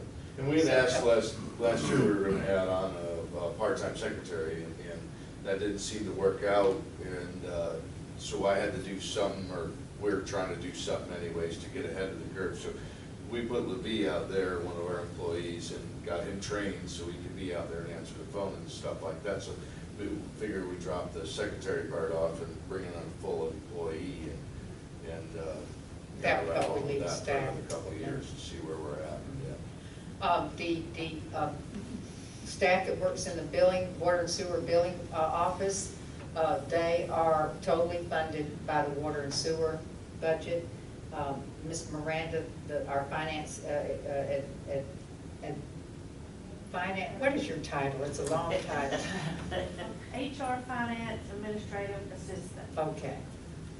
She does a lot of finance, and she spends half her time or more working on this water and sewer issues, and collecting the invoices and paying their salaries, writing, cutting the checks, and doing all the accounting for it. And so half her salary is funded by the water and sewer department. And Courtney, as city administrator, she also oversees the water and sewer department. And Charlie works directly with Courtney, under Courtney. Half her salary is funded by the water and sewer department.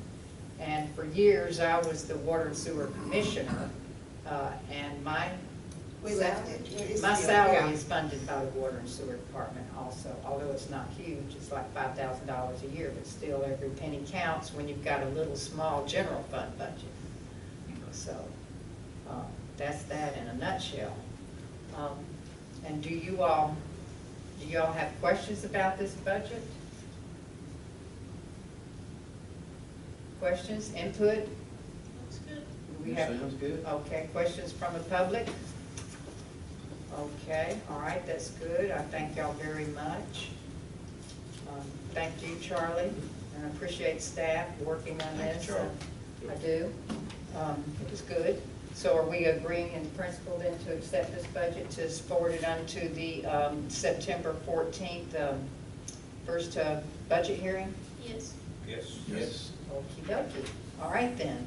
Well, we thank you very much, Charlie. All right. Thank you for spending the morning with us. Okay. So, y'all tell me what you want to do now. If we could stop for lunch, because I haven't gotten the playground with equipment, I need to go meet. Okay, all right, we'll stop for lunch and reconvene at 1:30. So we're adjourned now, and we'll reconvene at 1:30.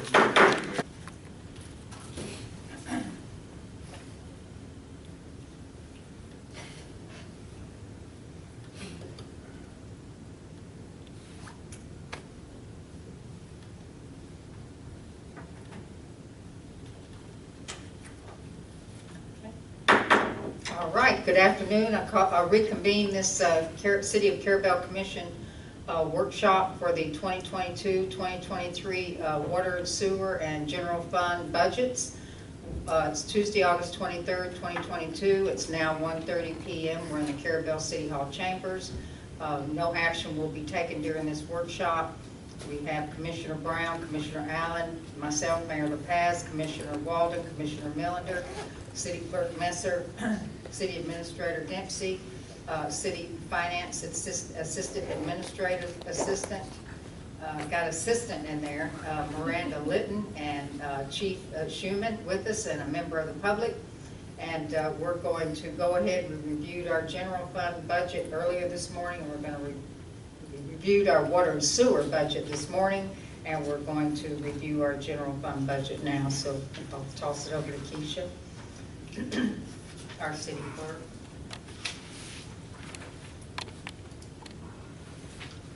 Okay, as everyone knows, we had a really big increase in our property taxable value, coming in at 156 million, roughly.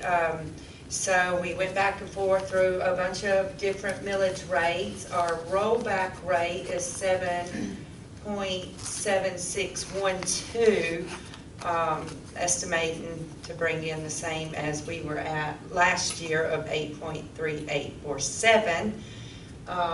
After doing the preliminary budget and going back and forth, we come in and we decided to propose 7.25 millage rate, which would, we estimate, bring in about the same amount as last year, once you take off the 5%, or yeah, the 5%, and then, you know, what you can expect to to lose throughout the year.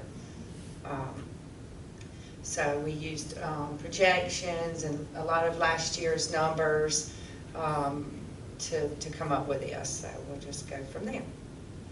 So for the ad valorem taxes, I did $1,092,000. That is what a proposed millage rate of 7 is proposed to bring in at the maximum amount. So it's a quarter of a mil.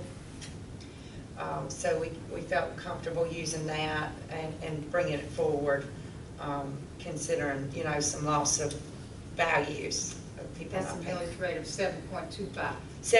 The 7.25 is what we used, but we used the number from the 7% millage rate.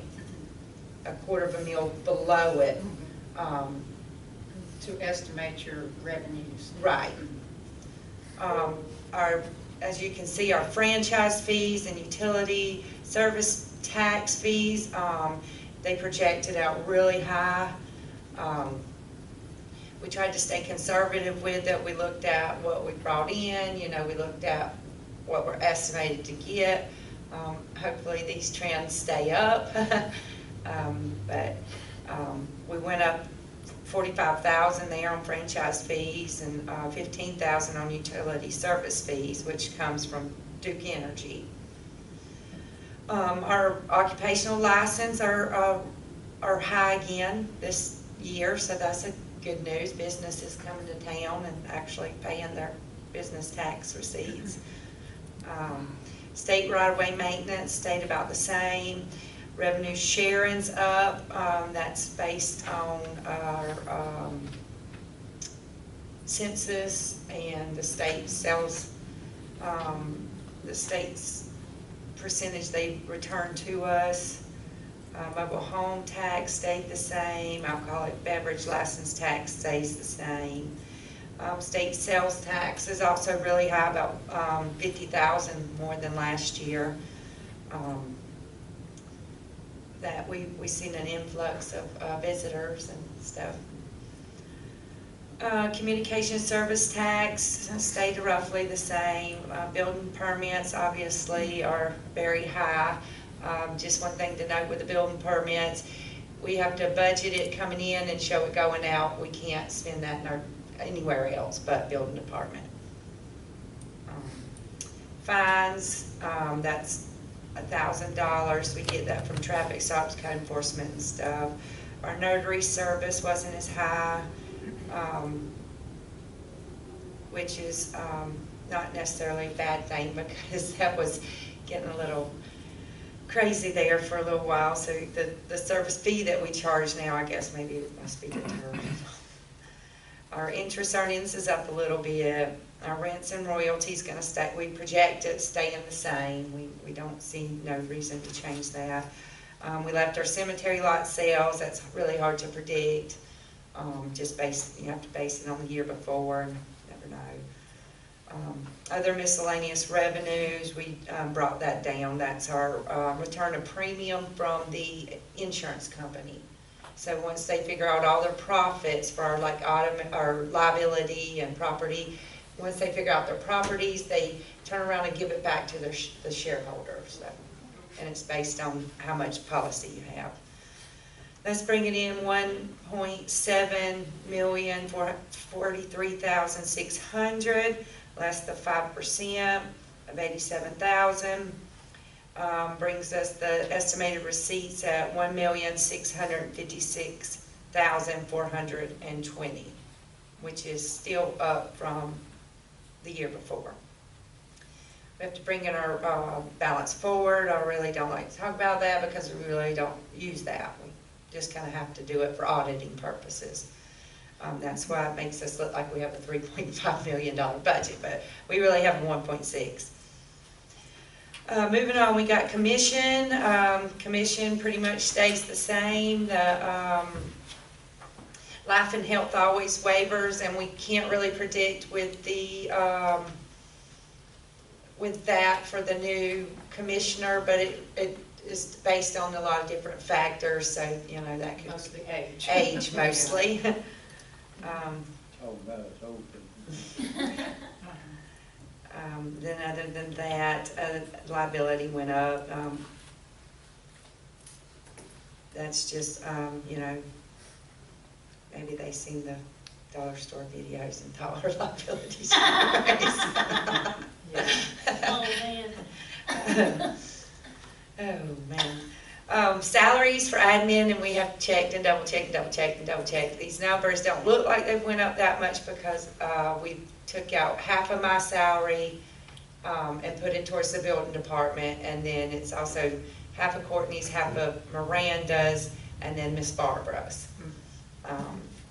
And Miss Barbara's got a raise as well, right? Yes, Okay, all right. yeah, because she's gonna I have forgot to. about her. Yes, she's got to. That's the only way she's gonna make it to the minimum Yeah. wage, Yeah. Okay, even though she was reluctant. yeah. FICA's based on the salaries. Retirement is a percentage of our salaries. That's also split between the categories. The life and health, same thing, it's split. Accounting and audit, that's a set fee. That's one of those unfunded mandates that we have to keep in there. Training and travel, we left. Communications, Miranda, do you want to? The fiber optic. The fiber optic, Fiber yeah, optic, the fiber optic new internet that we got cost us a lot more, but, you know, just like the other day when we come in for a meeting, everybody else around was out, but they had us back up and running because we're considered first response, so, that's the price you pay. Postage, is down a little bit. Most everything can be done through internet these days. Utilities is up again. You can see the previous year, and then we went back down, and then we're back up again, so that's what it is. Copy machine lease. Workman's comp, Now, the utilities, I want to go back to that because we had budgeted last year 14 and then projected was 15, basically 16,000. And projected year-end expenditures was 16, projected was the 21,163. That's where the 22 came from. But I want to remind everyone that it's not just the utilities here at City Hall that we fund out of this budget. Utilities at the 2 museums, and what's funding the utilities at the public restrooms? Is that from streets and roads, or? yes. Okay, all right, but we do manage the 2 museums, and it depends upon their, you know, air conditioning use. I mean, I think you were on board at one point when, by that time that we had identified, Miranda did, that the History Museum was using like crazy on their air conditioner. Well, and she does break it out, so like just for City Hall, it was $4,800 for the year, so the rest of it Is the 2 museums. So $5,000 for City Hall. yes. And that goes to show you that it's energy efficient here. You know, we have spray foam on the top. Well, another 1,000 of that is propane for City Hall, which keeps our generator up and running, and we have to keep that running. Every Monday, you should probably, if you've been here, you hear it running for an hour to keep it up. Okay, all right. Sorry, Ms. Keisha. No, that's fine, yeah. Anybody stop me if I'm going too fast, or if you need, I get so used to doing these that if you need a question, just holler it out. Workman's comp, stayed about the same. The liability, ours went up a little more too. Property insurance, it's went up. We also carry flood insurance on this building too, so about $6,500 of that is just flood insurance on this building. Maintenance and repair equipment, $2,000, we left that the same. And buildings, $18,000, and then there again, we'll reiterate, that's not necessarily City Hall. We have post office, anything we rent out, we have to maintain, and we maintain that out of the administrative budget. And the History Museum, Lighthouse, their air conditioner is on its last leg, so they have applied to the TDC for infrastructure, $5,000, I think, for the air conditioner. And if they can't get that, then the general fund would fund them a new air conditioner. And it seems like we're always replacing windows at the post office. You know, rocks get thrown, and those are just awkward windows that have to be cut specifically for those windows, and that's just... Is that something we could look at a grant to just replace all their windows with something not so weird? I'm sure we could. Be my guest, you know. I'm sure we could look into something like that. It would definitely, because they're federal, because they're federal building, that would have to tie into there, and it would need to be secured while the work was being done, and so you have to look into that as well. Advertising's a little bit low. Code enforcement, we've just left it as it is. We hadn't quite spent that one, but I've got a big one coming up that is going to take some litigation to get it mitigated. So it's hopefully we can get it done in a year, but we'll see. It's going to be a big one. Okay, then are you funding the Forgotten Coast TV out of this line item? No, the next. The next one, okay. So the next one, other charges, we were at 3,000, we're up to 10,000 this year. As of June the 30th, 11,600 had been spent. And I asked them to remind me about Forgotten Coast TV, and I remembered it myself. You know, this is a good opportunity for us to discuss without Mr. Royce here. Do we want to continue with that? You know, it's a cost, and myself and Courtney and Keisha have noticed that there's not really that many people watching. Now, people do go back and watch, but people do go back and watch Carrabelle, see for yourself as well. Sometimes I've had I see 1,000 views on there, 13, you know, I don't know what they're wanting to look at, but they're looking at somebody's feet, maybe. We paid him $300 to come, something. I do think it's a lot, but anything like this? I think it's very important, and we're growing, so more and more people are going to watch it. And I did want to point out, though, you know, we're publicizing it on our Facebook page, and we don't have the chance to archive it just yet. So that becomes a public record. If something goes wrong with our Facebook page, we don't have that backup. So Well, it's backed up on their YouTube page. It should be. But they're not required to Right, do that. it's not their public record, it's ours. So we need to look into that.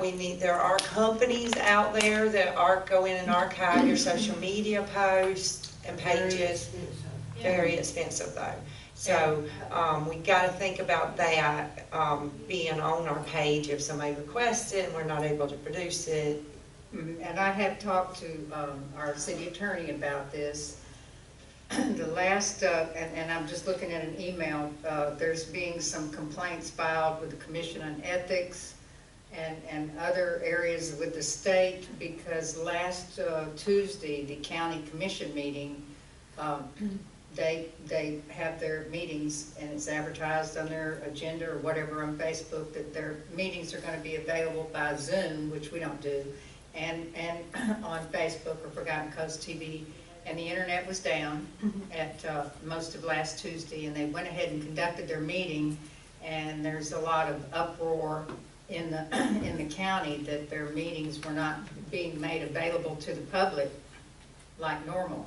And since they started doing that, their attendance in person is really down. Maybe 2 or 3 people come, they'll watch it from afar, and and Mr. Schuler's involved, and they're having to figure out whether or not that meeting should have taken place or not. So once you start doing this, I mean, you've really got yourself into a habit, and the public expects it, and even though we're doing it as a courtesy, it becomes something that is, you know, expected to be done and required.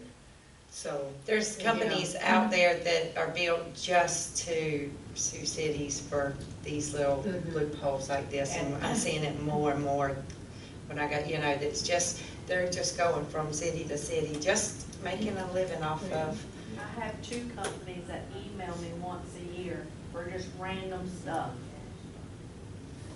So there's a lot of consideration in that. We really need to, you know, look at that, if we want to offer that, and how we're going to protect ourselves from that. We started it as a courtesy because of COVID, and it's just, and we were still in pretty, you know, in COVID last year at this time, and now is an opportunity if we don't want to continue with it. You know, personally, I mean, I think it's good to offer it, but really I would love to see people come in here and have interactions so we know what citizens are interested in, what they want, their input. You know, it's hard to take their input if they even write anything on Facebook, and it's and if anything's written on Facebook, that has to be archived as well.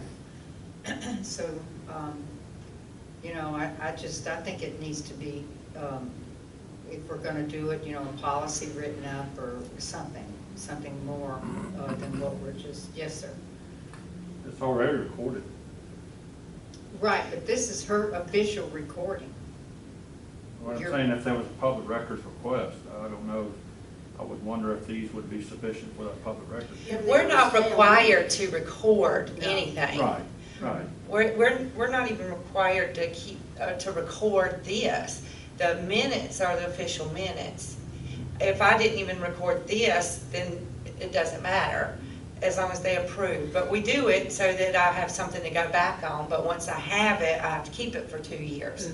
Right. These don't say for 2 years. No, we can always download them to a thumb drive though. What I'm saying is if somebody requested a video or a meeting. No, that's not what, request. that wouldn't work if they was requesting that specific video from social media that we posted on our website, on our page. I got you.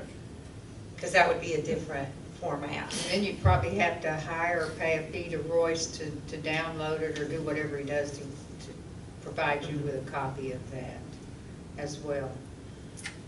But there's more to it than just, you know, him coming over here and filming, you know, to really get into it and have someone, if there's some kind of an incident or something.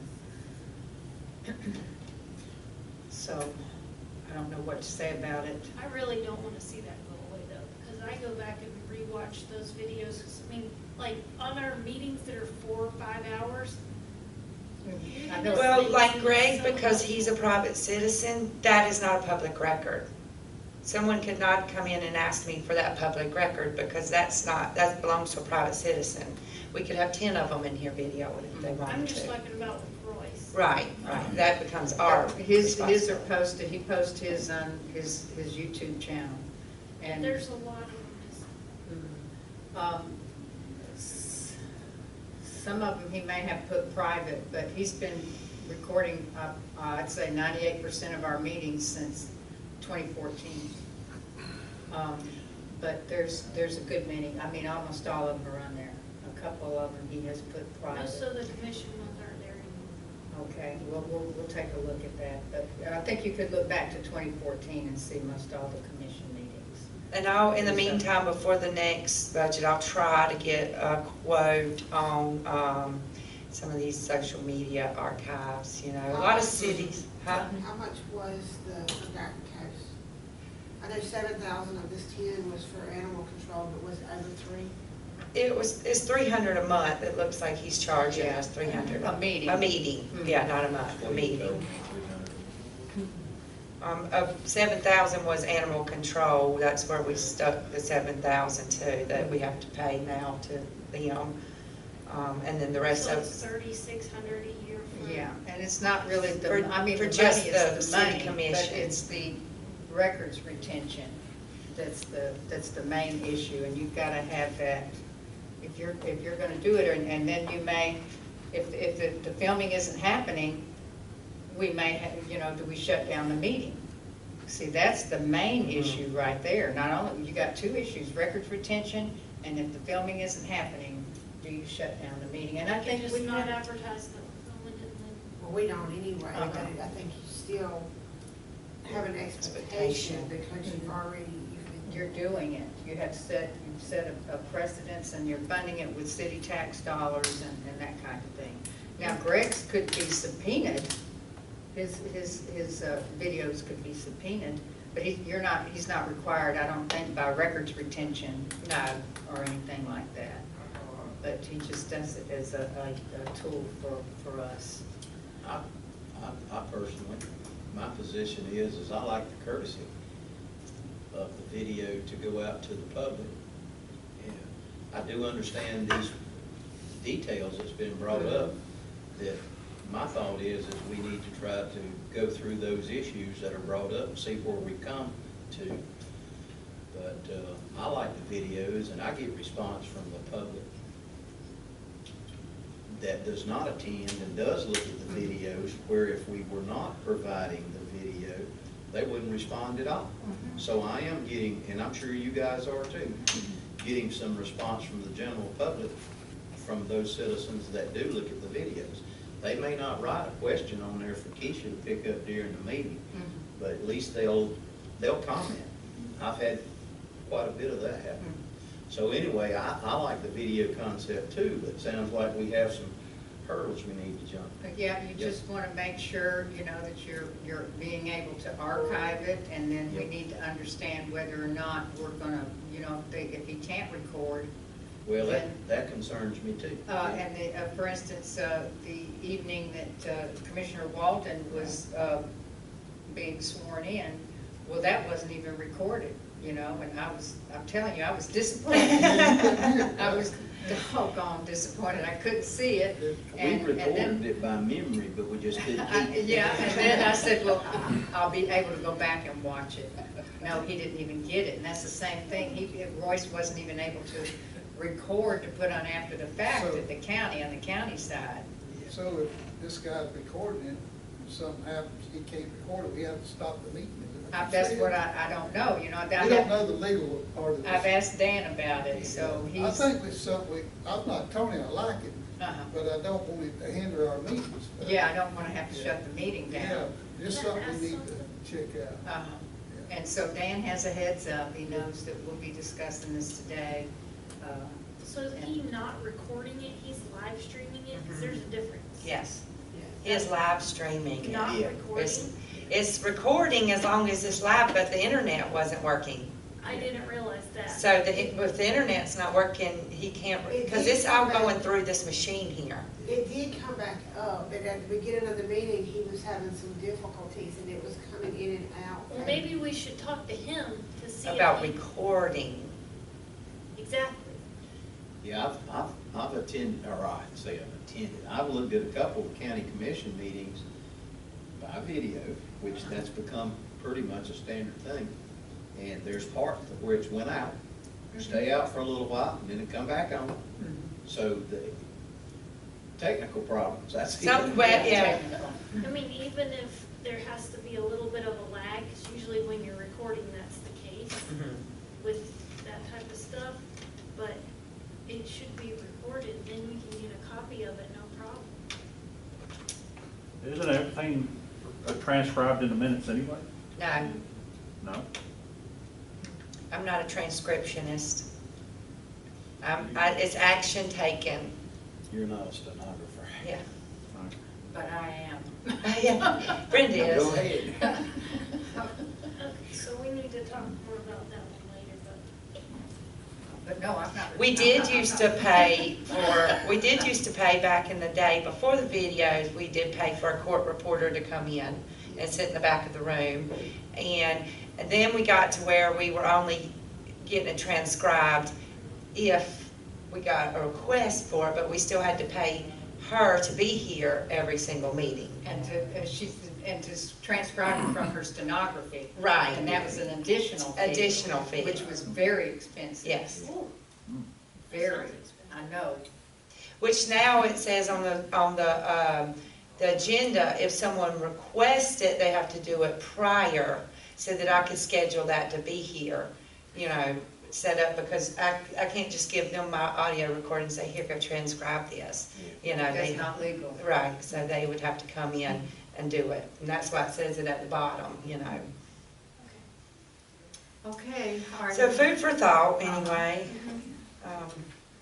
Clerical, $100. Codification, 1,000, we bumped that down a little bit, we just haven't been passing a lot of ordinances here lately. Office supplies, 3,000, it's just up a little bit. Materials and supplies, 2,000.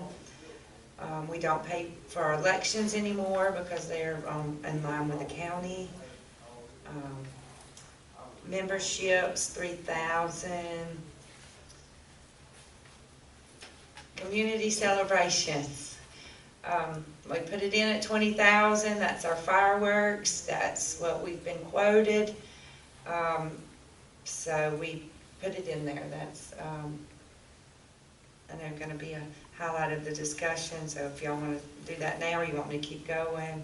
I say keep going because I'm coming back to it. Okay. Legal counsel, 30,000, website, 2,000. It's went up every time I have to add something, it's $65 because we don't run our own website anymore. Uniform stayed the same, planning stayed the same, that's Thurman, Roddenberry survey, stuff like that. Consultant fee, we went up just a little bit, 2,000 on that one. HR firm, I guess I can delete that one out because we haven't used that one in several years. Then we have our nonprofits, we left them all the same. The fishing tournament I need to take out because CRA does that, and the loan payment for City Hall of $61,000. $448,250 on the administrative budget. Any questions there? All right, moving on to police. We've got salaries at $255,000. That's including the raises and overtime and everything else. FICA's based on that. Retirement's based on that. Life and health, $60,000. It stayed about the same. We hard to predict. You know, if we keep the same ones, it'll be the same. But training, the chief took down to $500. A lot of their training, he says they can get for free. Communication, so it stayed the same. Workman's comp stayed the same. Liability, automobile. This one here, maintenance and repair equipment, we had it at $500, but I think we had put it in other charges last time maybe, or we took it out of somewhere else, but that's the annual fee for our body cameras. And I'll ask the chief, he told me the other day how many years we had left on that. I And think we have two. 2 years, and then Yeah. you're gonna look into something else less expensive. Yes, a lot less expensive. And that was Chief Hunnings who left us with that payment. Yep. And that's a specific software that accesses them cameras, right? So, Yep. but anyway, we're stuck with it for 2 more years. So. Maintenance repair vehicles, we're slowly going down on that because we're getting our fleet up into good standings. Other charges, office supplies, materials, gasoline went up, just like every other department. They don't have any memberships. Capital projects, $12,000. That is one truck payment that he described earlier in the other meeting, or this meeting. Website, 500, and we did have a line item down there for Axon body cams. That's why it didn't show up, because it was, okay. I'll probably put that back in its line item. Does it have a? Yeah, that would be good. So Yeah, we we used a different worksheet, so that's why it didn't show up in there, but that one. Yeah, I'm sorry, and I'll put that on there. 6,000. I'm gonna change that, and then I'll change this one, maintenance repair equipment, back to 500. Okay.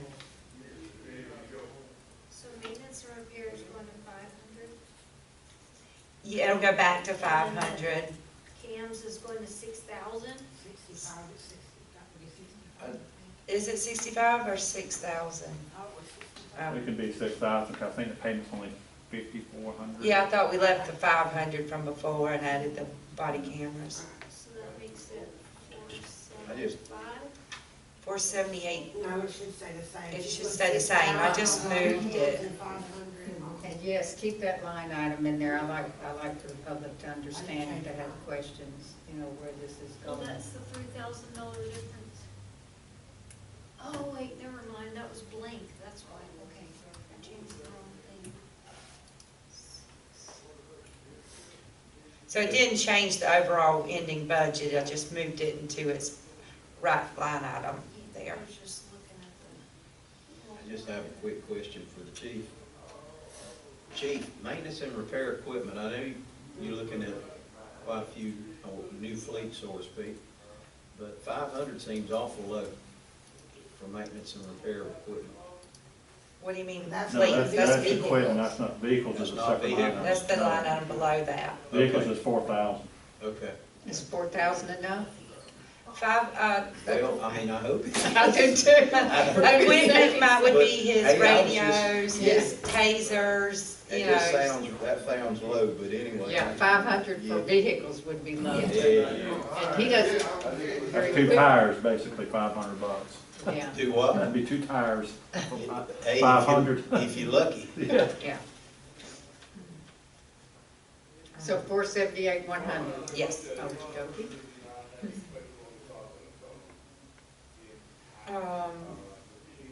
Moving on to fire.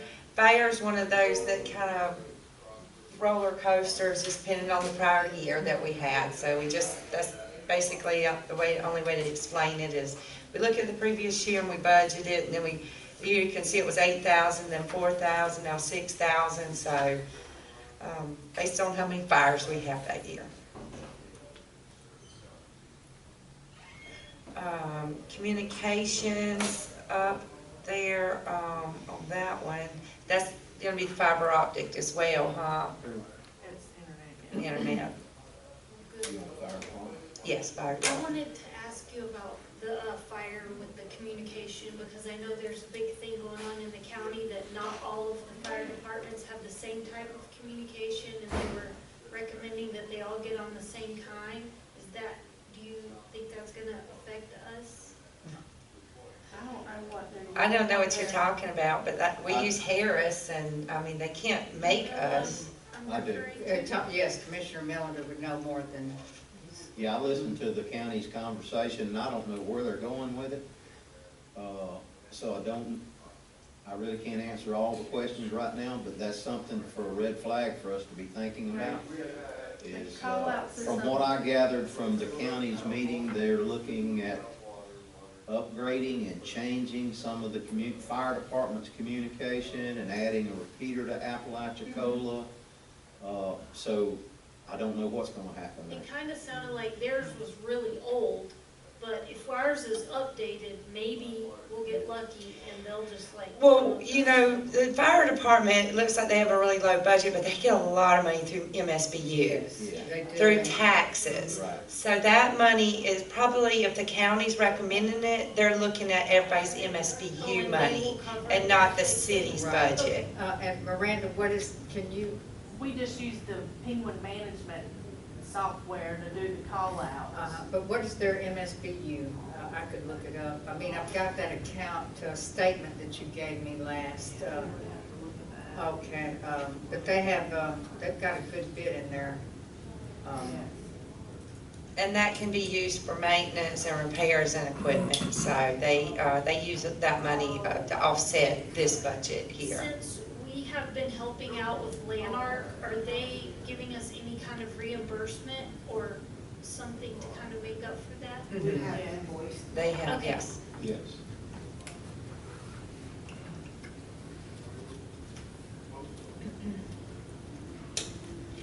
Okay, we're with utilities. Utilities. You done with the fire department? I'm on fire department. Oh, I'm sorry, go ahead. Before you finish, I want to make a comment. Workman's comp on the fire department has went up, kind of like any of the jobs that are high risk, they seem to have went up. Liabilities, property, automobile, stayed right there the same. Maintenance and repair of vehicles, that's up 1,500. I know it don't sound a lot, but they can also use MSBU money for that. Same with building, we did go up a little bit. We had a hot water heater or something explode, and they had to do a lot of work. Materials and supplies, 1,500. Gasoline, we went up, and then our first responder, which stayed about the same. I think we only have one in town.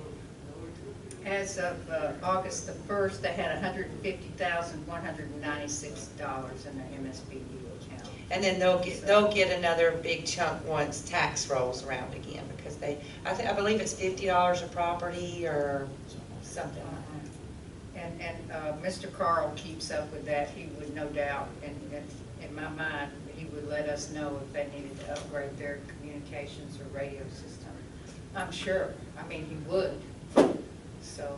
We had some conversation, that's part of what I was doing. They managed that budget.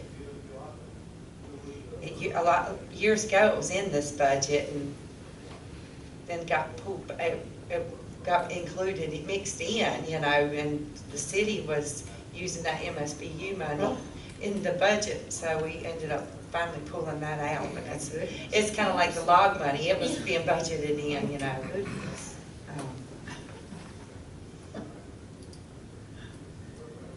Okay, streets and roads. Oh, wait a minute. I wanted to comment. Oh, I'm sorry. Oh. Chief Haley and I did have a long conversation last week. He and I took a ride together, and we visited for a while, and we talked about the fire department quite a bit. Communications came up.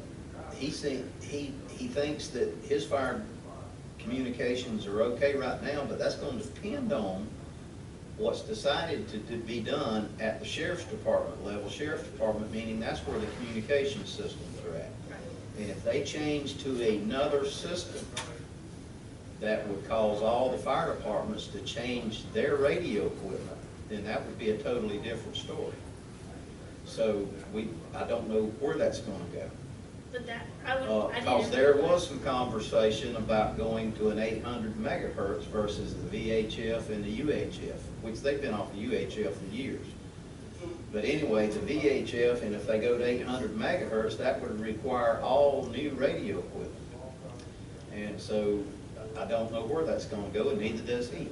Well, right now they're getting called out on their cell phones, right? That's cell phones, that's correct, yeah. I don't know, it depends on slurs.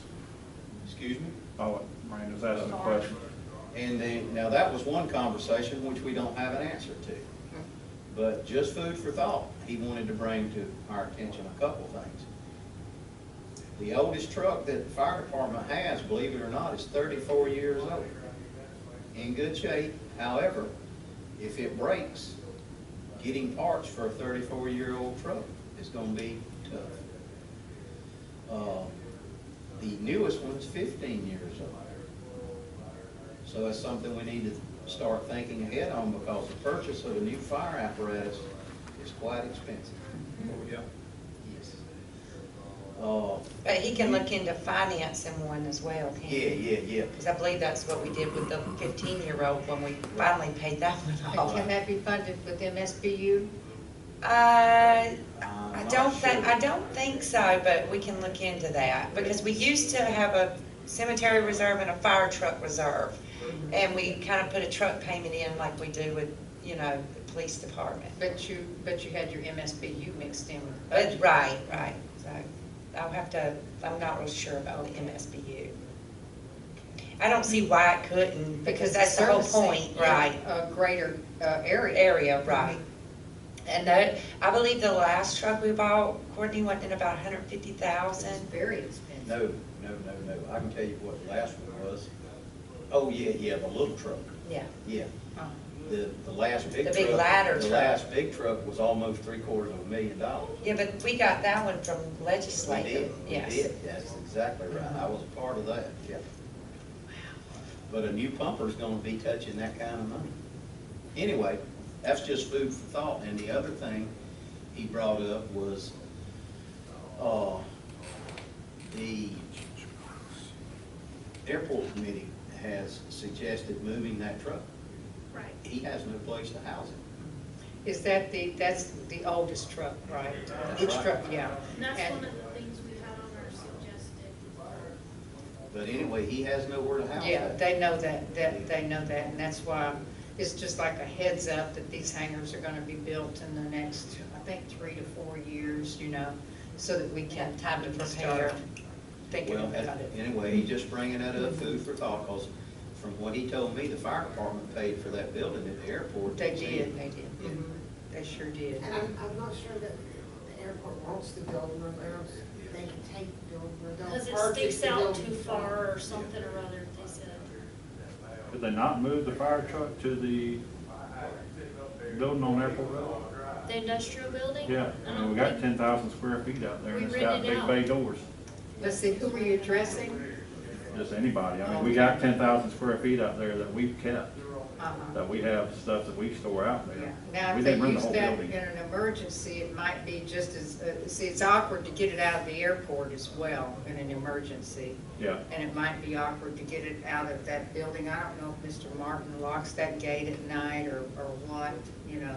That would have to be something that would be, if he locks it, he should provide us with the key, Yeah. since we still own 10,000 of that. Right. Or have access to. and they, I don't know if they use that truck too often. I just know there's a lot of space out Yeah. there. A According lot to of Chief space. Whaley, they do. Okay. And the other point he wanted to bring up was where they said that the truck station there is not conducive for an airport. It does have phone capability, so it is conducive for an airport. It's not a massive, what you would, if you went to Tallahassee Airport and looked at one of their huge phone trucks, it's not that by any means. So it's not just a water truck? It carries 1,500 gallons of water, but it has a aspirating foam unit on it, so it can be used for foam. And that was his consideration with that being at the airport. Uh-huh. It's not, again, it's not the ideal Cadillac foam truck, but it is Yeah, something. some phone. Yeah. But anyway, those were points that he discussed with me, and I just wanted to share with the board. All right, that's good, that's interesting. Thank you for bringing that. Okay. Sorry, Keisha. No. Gave you a look. The total airport budget, 33,400, fire department budget. Moving on to streets and roads. We got salaries at 104,000, that is, including the increases. Janitorial, which is our bathrooms, at the parks and stuff on the weekends and holidays, 8,000. FICA, retirement, all based on salaries. Life and health, pretty close. Communications, they don't have a big office, so that's obviously why that's cell phones. Utilities, 55,000. This is parks. What we pay our own water to irrigate, all that. Streetlights? Streetlights. Workman's comp, 9,000. Suspect that probably will go up next year, since we had a case there, but for this year it stayed the same. Liability went up a little bit, property went up, and we need to make sure we'll add all the new buildings as we build them too, so you'll slowly see that increase. Anytime you start keep building pole barns or so. Now, pole barn really wouldn't include the property, but anytime you have anything you want insured, you know. Automobile, 5,000. That's up because we have an additional truck, right? Because we were, We have newer vehicles as well. oh, okay, yeah. Have what? Newer vehicles. And the automobile insurance just is up. We drive 20-year-old cars and our insurance Is went up, up. yeah. It's just up, period. So, Maintenance and repair equipment's up to 11,000. That's lawnmowers, you know, that kind of thing. Vehicle, Lane Shark, he's gonna need some money to maintain that. It's probably got a year warranty. yeah. I hope. Yeah. Vehicles and buildings stayed the same. Signage, we left at 2,000. equipment purchase and, capital projects. That's a truck, no, Yeah, truck payment. okay, truck payment, Utility trailer, and then the lane main chart. chart that we, Which you budgeted $10,000 for that, so you could remove that lane shark. We put it in the other budget. and, He did ask. what ask if we all could leave it. That we leave this in, but that's up to you guys. Okay, well, I'm marking it because I'm coming back. We told him that. Okay.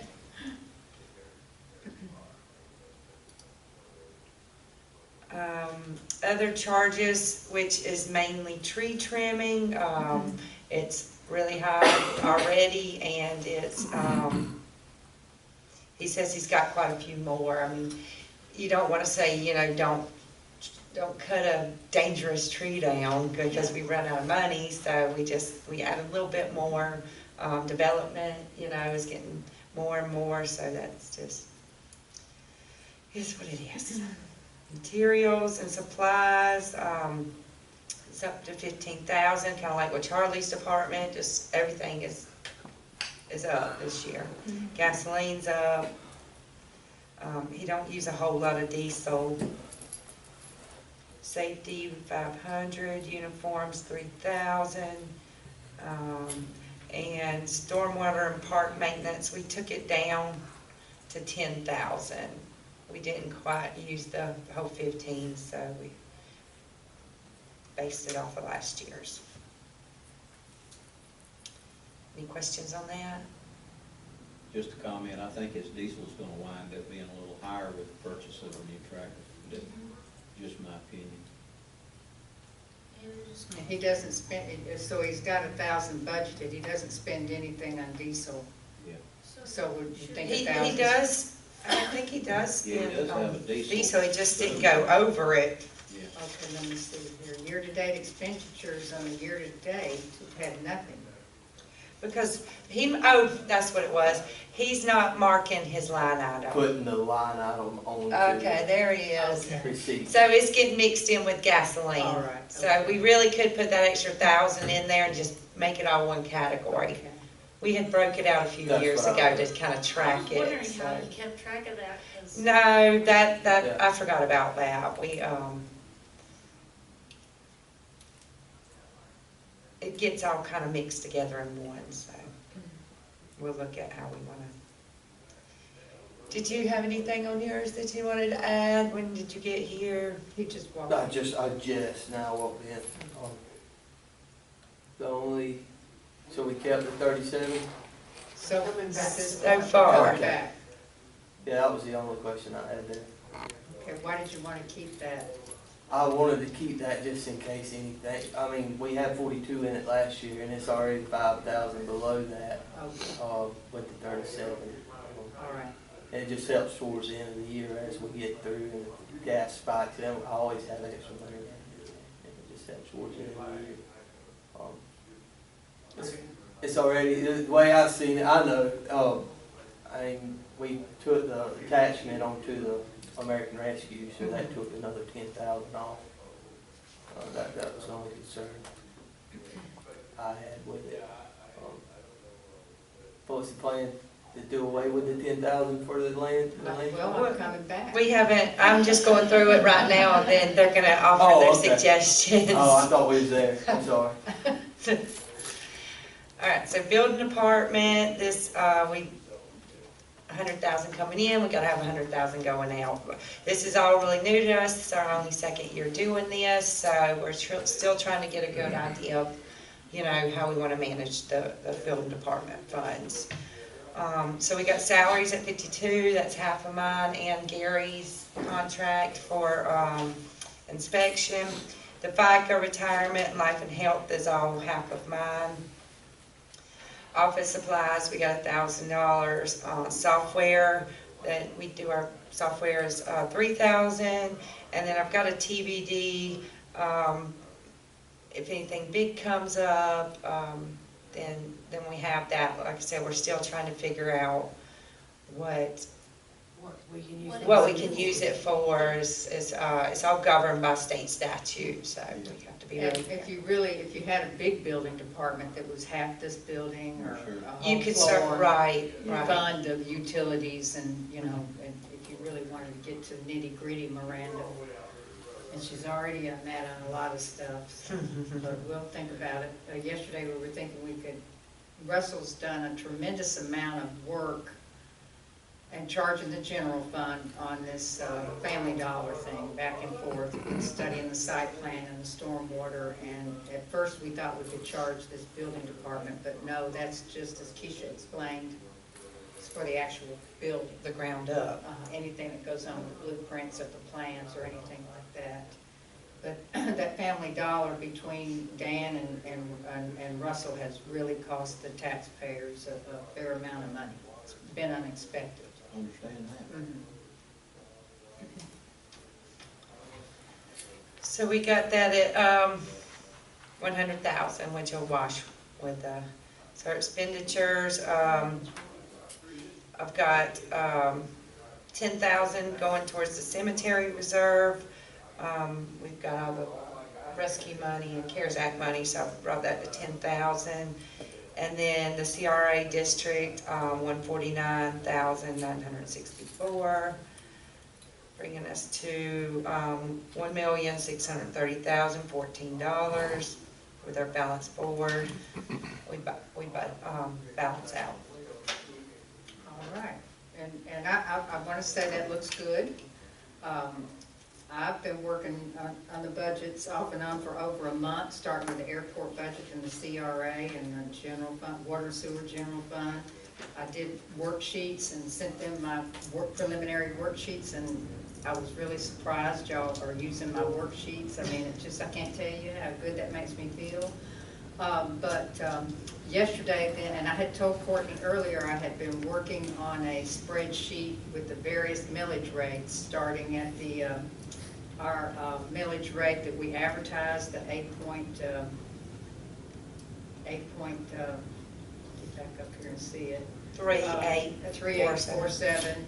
Then with the rollback rate, 7.6656, and then the 7.25 millage that we're really looking at here. And then I presented them one yesterday with a millage rate of 7. Which it can be done, and then that I projected out the revenues would be using a millage rate of 6.75, would be $1,053,142 on revenues. We did, and we talked about this yesterday. We reviewed it, and it can be done with a 7 millage rate. But we did remind ourselves that we've got a big income from state sales tax at $145,000, but why are the sales tax so high? Why is that so high? It's because of inflation. And when inflation goes down, then we're not going to have that income like that. And so we went through the budget. We know we have an inflated state sales tax income there. Maybe the franchise fees as well. I don't know about that. In the administrative budget, if you took down the fireworks to 18,000, or if you just, I'm going to say with fireworks, you start budgeting fireworks like that, you're setting a precedence that your city commissions going forward are going to have to fund that big show, that big blowout, literally, or they're, you know, if they don't, they'll suffer the wrath, and they might get even unelected for it. But it is the taxpayers paying for it. If the taxpayers want it, I mean, at $20,000, you're almost at $250,000 at $20,000. Next year it'll be $25,000, and you will be at $250,000. You know, it's a morale booster, but $20,000 is a lot of money if your property taxes go down. But then you've already set a precedent, so what do you do? But if you can reduce that a little bit, if you go down here to Dustin's and take out that $10,000 for that land shark. Now, when you, it's only a $40,000 difference to reduce that to 7 mills, from 7.25 to 7 mills. you could put your $10,000 cemetery reserve, then every time your millage rate decreases, your payment to the CRA decreases. So when we did our CRA budget, we used the rollback rate estimating.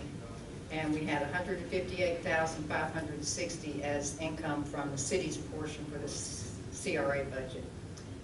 When we use the 7.25 on the CRA budget, you're going to have $149,964, just like Keisha has shown. So about a $9,000 reduction in the CRA revenues.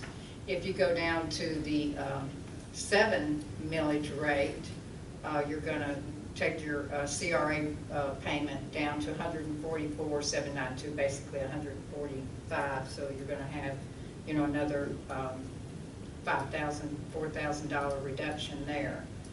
But if you do that, you have that reduction in that CRA. You're putting $10,000 in the cemetery. That leaves you a $3,300 surplus, and you take Dustin's $10,000 that he wants, reduce your fireworks. You can do a 7 millage rate. Now, we had a discussion, debate yesterday, very friendly, good workshop, and Keisha's concerned that if we go down too low and property rates go down, but neither one of us think they're going to plummet, but if they start creeping down or they stay the same and prices go up, millage rate's going to have to go up. Keisha doesn't want it. She's concerned about having to raise the millage rate all of a sudden 1 mil, instead of bringing it up. With the 7.25, you have some cushion, not a lot, because our budget isn't that big in the first place compared to these other, like Port St. Joe's got a $6 million budget, so we can't compete with that. But, your $20,000 for fireworks could go to help maintain something, some kind of something at the fish cleaning station. Or a fire truck reserve. Yeah, I mean, you could make a payment on that. That's a serious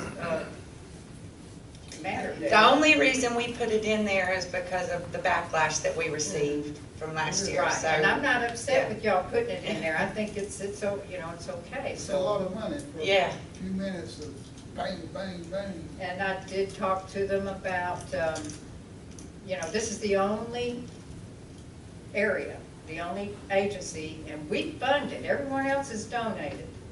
The city taxpayers fund that 2 shows a year. Maybe we should go to 1 show and let the CRA supplement the cities.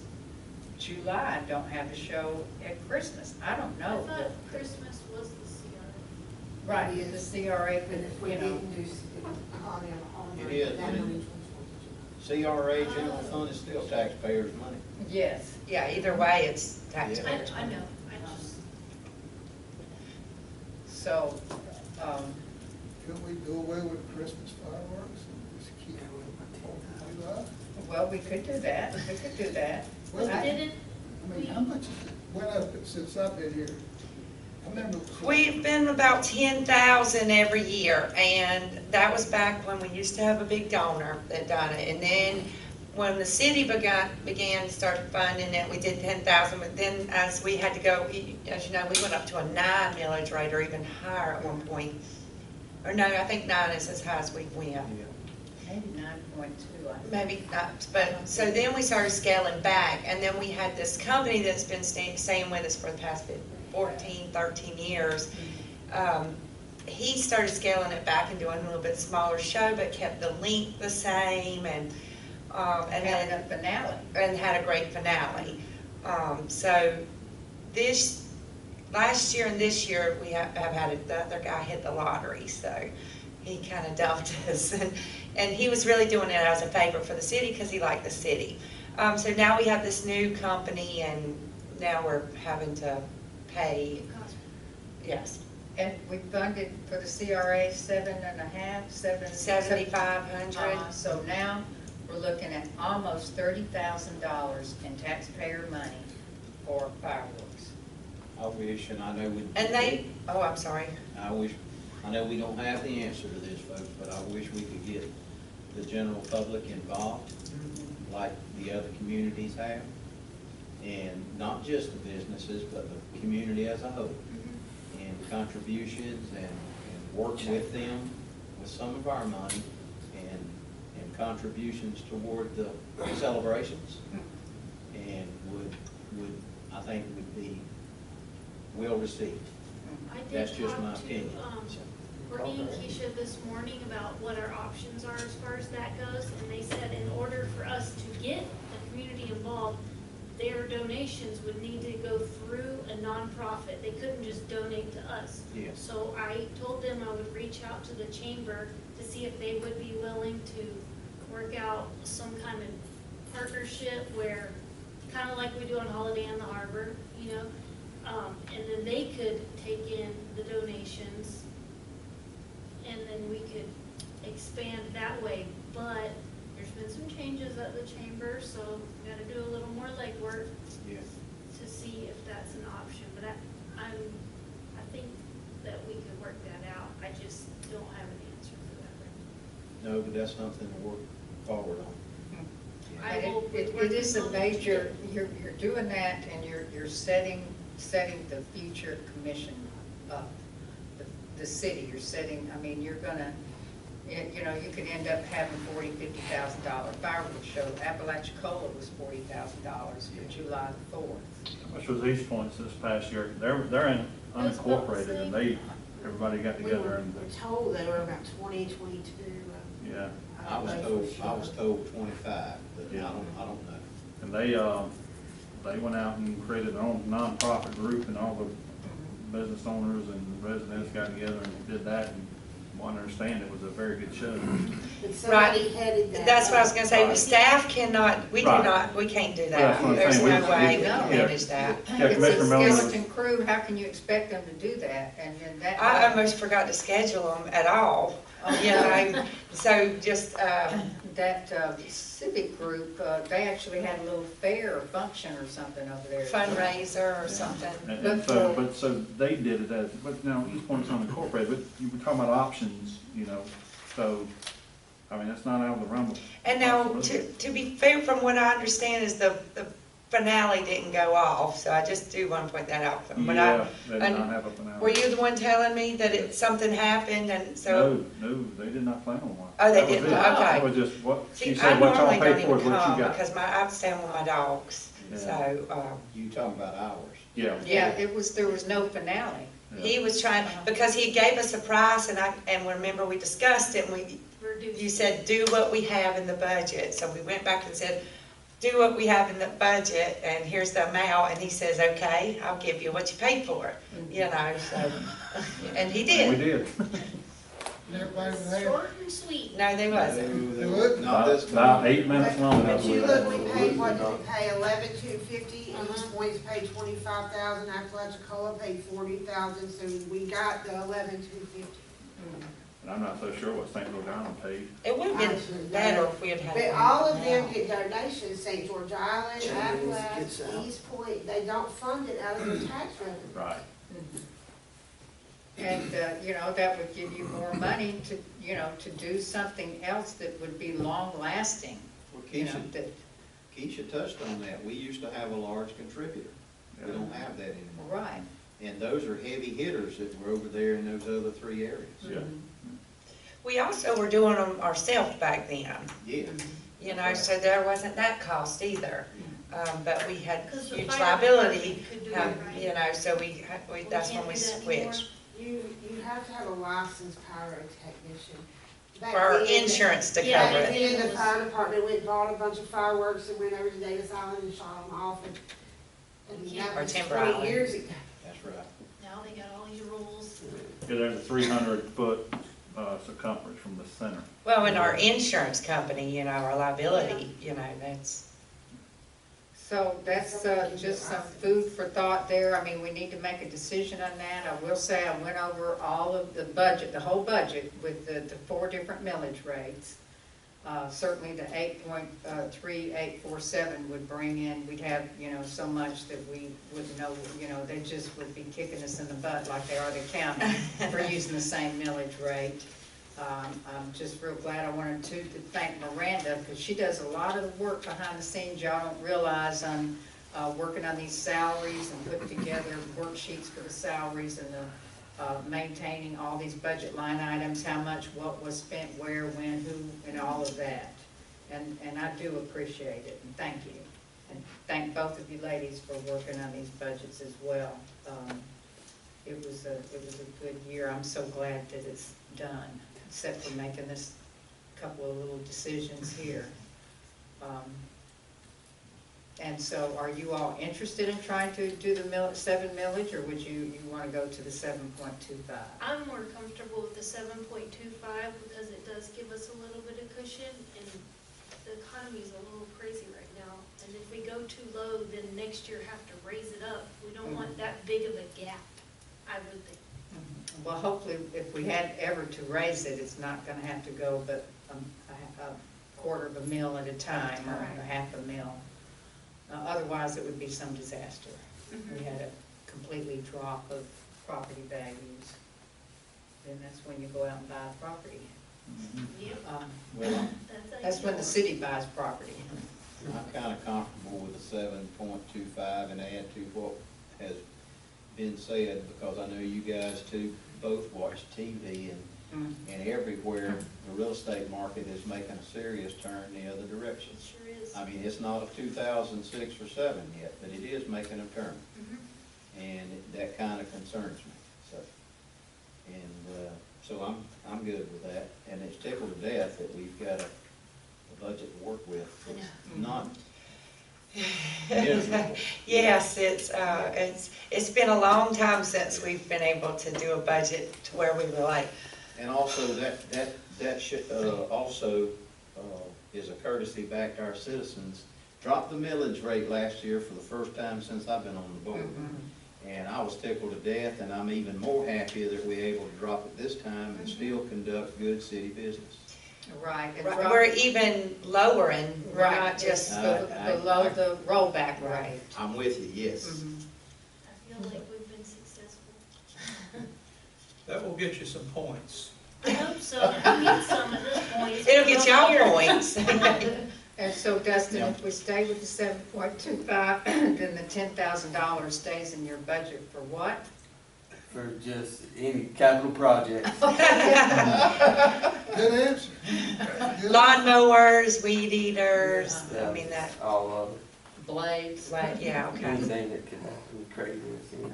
Well, we didn't go up on the fuel either, so if he does Yes, need we're more about tractor through. fuel, then he does have a little. Oh, okay, all right. So we're going to excuse Commissioner Allen. Okay. Okay. Y'all do whatever you want to after I leave. All right, We're going to. don't you worry. But You he's should have wrong. missed the party. We're all in agreement with the 7.25 before you leave? Just let me know. Okay. Okay.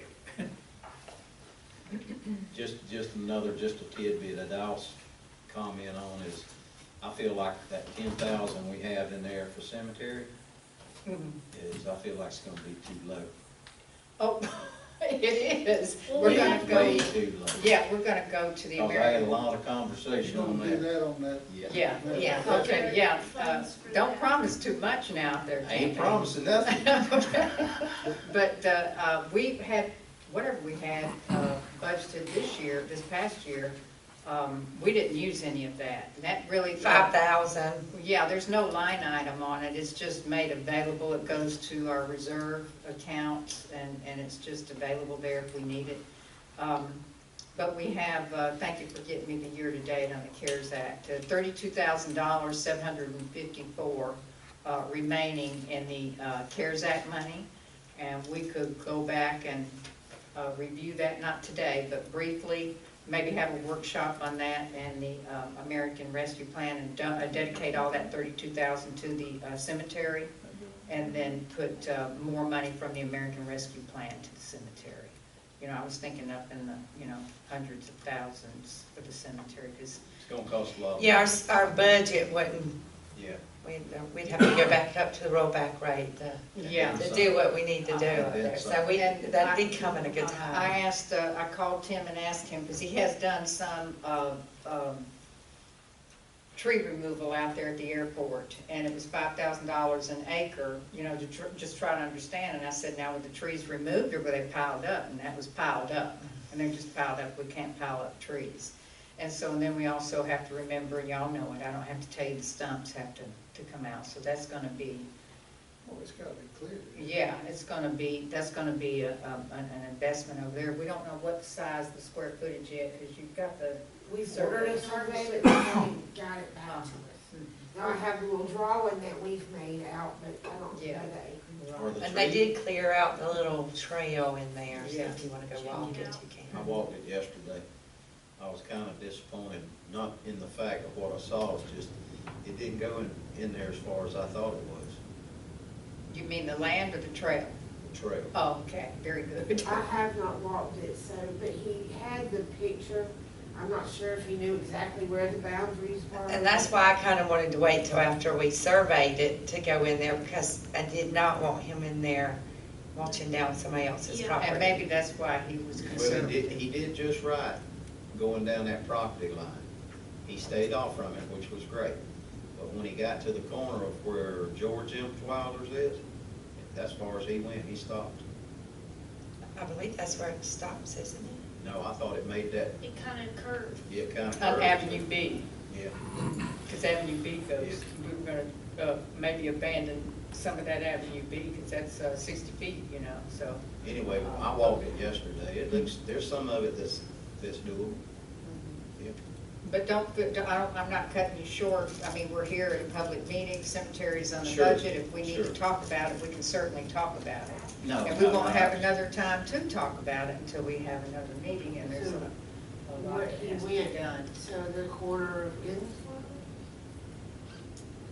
Yeah, it's Did he just, say he went about here? Yeah. I don't even think he made it that far. No, I was being graceful. I know, it's just on the corner there where you see where it's clean there. Yeah. And the blue line starts, that's where it looks like it stopped. I walked it yesterday also, right when he got done. But there is a pretty good sized wet spot that you can't really see there. It almost looks like a pond. You see that, Mr. Millender, yesterday? I did. Yeah, be over toward the. So it looks like it's the taking care of clearing that over blue there. corner. Yeah, Oh, there's a pond it's there. over toward the clearing. Good sized wet spot. Now, I'm not saying pond, it just, Yeah. Yeah. Now, he did say he would mulch the rest of that for 4,000.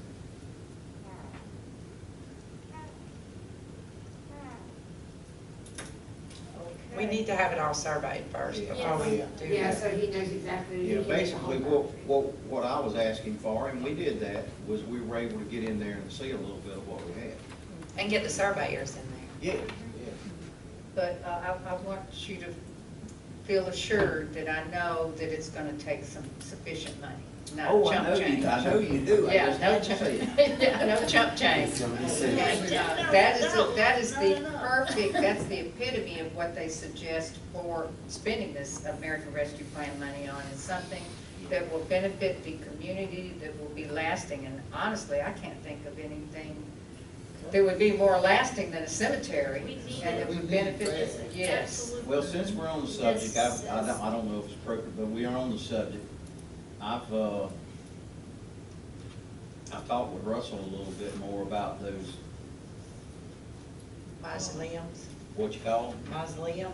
Yeah, those cremation type things, and not the $250,000 one, but there was a couple there that's within the ballpark. And amazingly, I've been amazed at the response I've been getting from the public that's interested in it. I think And having the other one of thing, those is the great. other thing I'm hearing from the public is on that property, the above-ground burial, where people are using the vault type system above ground. There's a lot of folks that's just They would do it. would do that right there.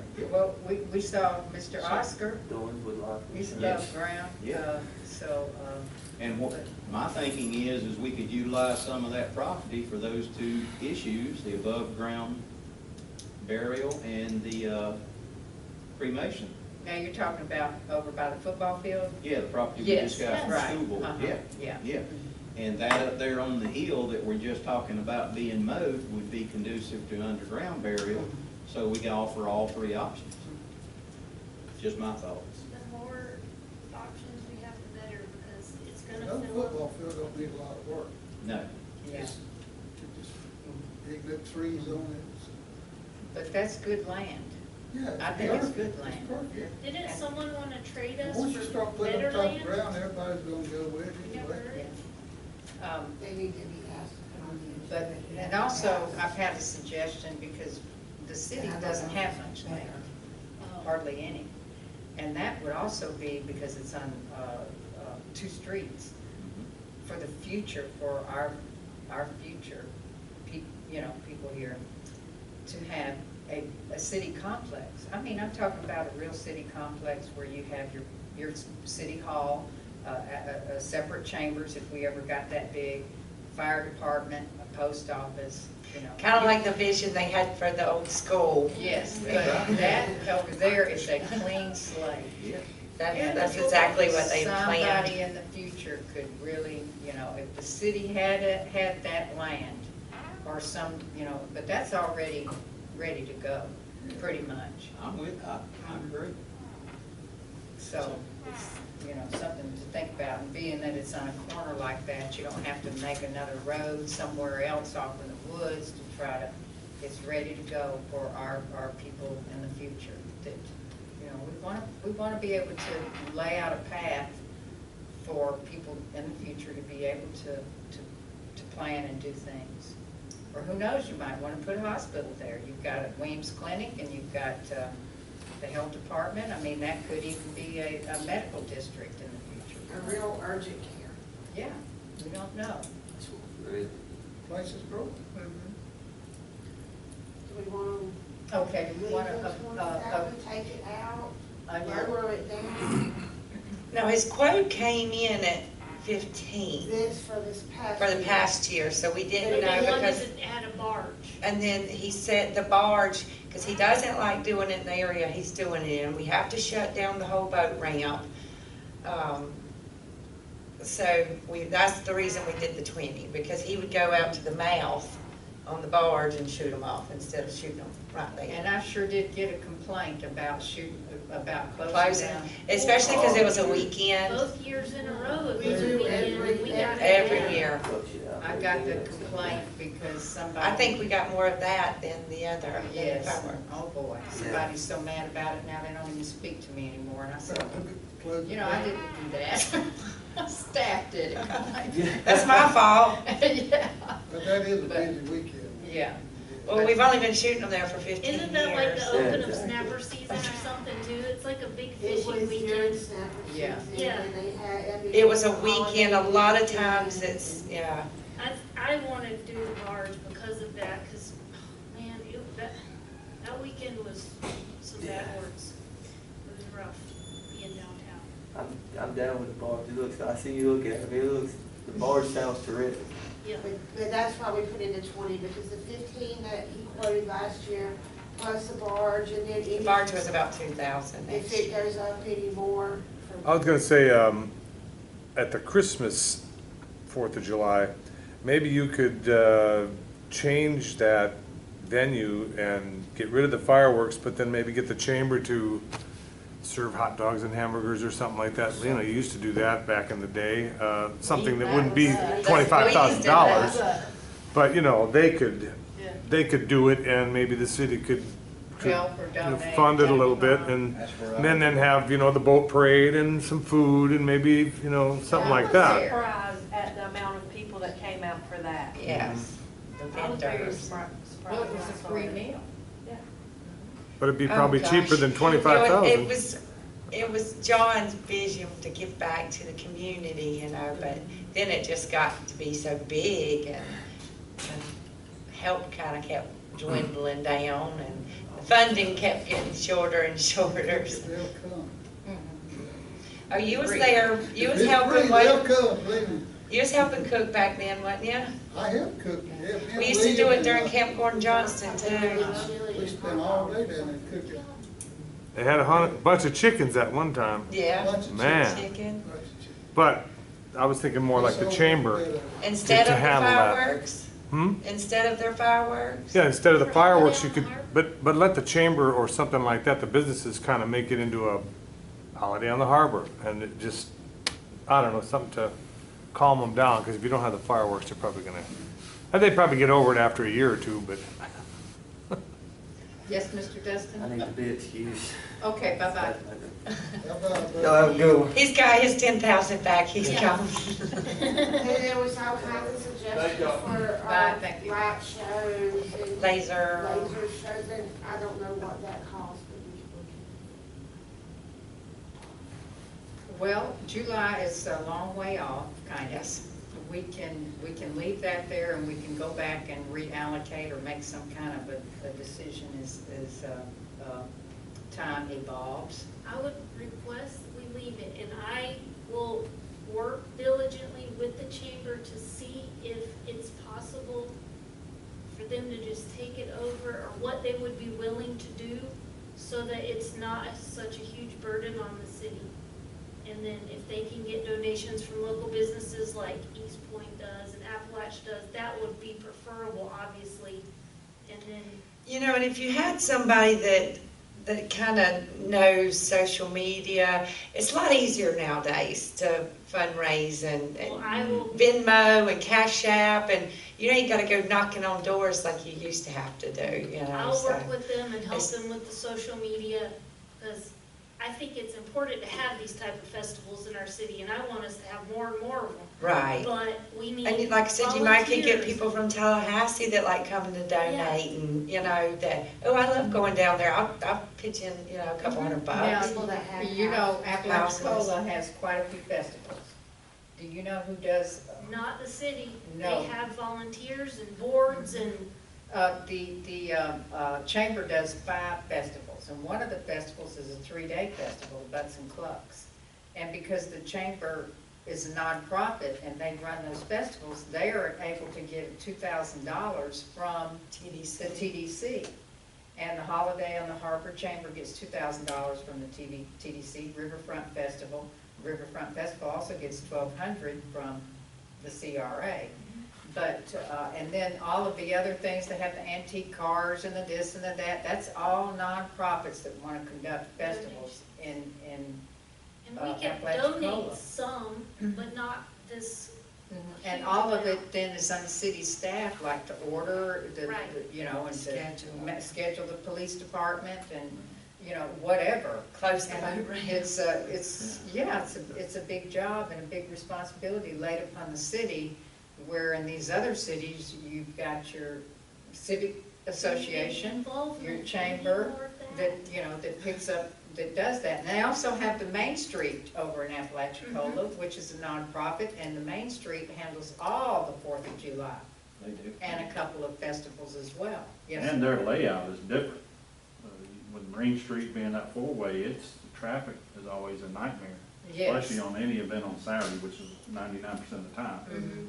So, Having a festival, you know, right, like you say, around a major intersection yeah. is very awkward. It's a wonder we haven't had an issue, a We major had an issue. accident in the last festival right there. People not paying attention. Somebody hurt, you Yeah. know, pedestrians. Sit out there for 8 or 10 hours in the hot sun. Yeah. That's, So, and if a nonprofit ran these fireworks, it could be as an event, and then they could also get $2,000 from the TDC to help manage that event. So, but we can't do that. Right. But I think we should strive to try to get some help.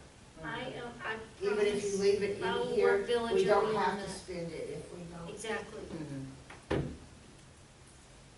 And I'm pretty sure the chamber would be happy to assist in this, because they want to do more as well. They want to bring more business, more people here. So I'm confident that they would be willing to work with us, but I do need to talk to them because some changes have gone on, and I just want to And get do more and bring more, but how does that go for the people who don't want Carrabelle changed and they want it to stay the way it is? How does that work? Well, we need to support our businesses Yeah. and bring I mean, we're a fishing village. Well, People wanna come. I beg your pardon, it's gonna happen. I Yeah, know. change You is can't gonna stop happen. it. I can't believe It you just guys depends, are saying that. it just depends, well, you're right. It's the truth, though. It just depends on the change that you're talking about. You could try to Yeah. control it, but Yeah, you have to manage a change. but Yeah. it's coming. Change has a big definition. All right, so we're gonna go ahead and agree in principle on the 7.25 budget for the general fund? Yes, And we agreed on the other budget for Charlie? yes. And we have agreed, as this board sits as the the CRA board, then we have already agreed on the CRA budget, but now if we go on the 7.25, the income for the CRA is gonna be 149,964, reduced from the 158. So that's gonna reduce we didn't have any surplus on that CRA, so we'll have to, I think we've added a couple things though. we'll have to come back or maybe reduce the Marine Street renovations to 65 or something, because it's like a $9,000. Or we had a little bit extra in the flagpole memorial. We Oh, need to yeah, we change this padded that budget one quite before a we, the CRA budget before our No, we'll change, hearing. we can change it, for the final, Okay, all right, because our, because we won't approve those till the final all right, budget and hearing. our revenues are estimates anyway, okay. So by the 27th, then we will have a CRA meeting by then. Okay, the airport budget, just real quick, on their hangar rent and tax they collect and their tie downs, they've got a $30,000, or $30,180. It's a small budget, but that $30,000 goes back into the airport, and that stays off of our general fund. Yes. And it's little things like that that add up, and not having to pay for elections, and you just add it up, and pretty soon you made a mill. Absolutely. 100,000 is a mill. And then they still carry that rent due forward for Mr. Grantham, $12,135, but they write that off at the bottom. And once that probate is closed, they'll probably go ahead and write that off as old debt, like Mr. Payne suggested that we do with the water and sewer department. They discussed that. Fuel sales, they're up like crazy. And they're projecting $50,000 in fuel sales next year. And when they started, well, I don't have it opened up here to 27-18, but when they took over, there was no fuel sales whatsoever. The fuel station was inoperable. But I have in 18-19, they had 17,000 in fuel sales. So they're really, the airport's coming around and being recognized in that. And I have the 18-19. Okay, yeah. There you go. Thank you for putting that up so they can see it. And then maintenance, they have a maintenance contract for, so their revenues are, they've got a balance, we're estimating their balance forward at $30,000 and $30,619. And then their total estimated revenues is $120,074.58. Maintenance contract on the fuel tank, $1,275. Accounting and audit, they pay a little bit towards that, $500.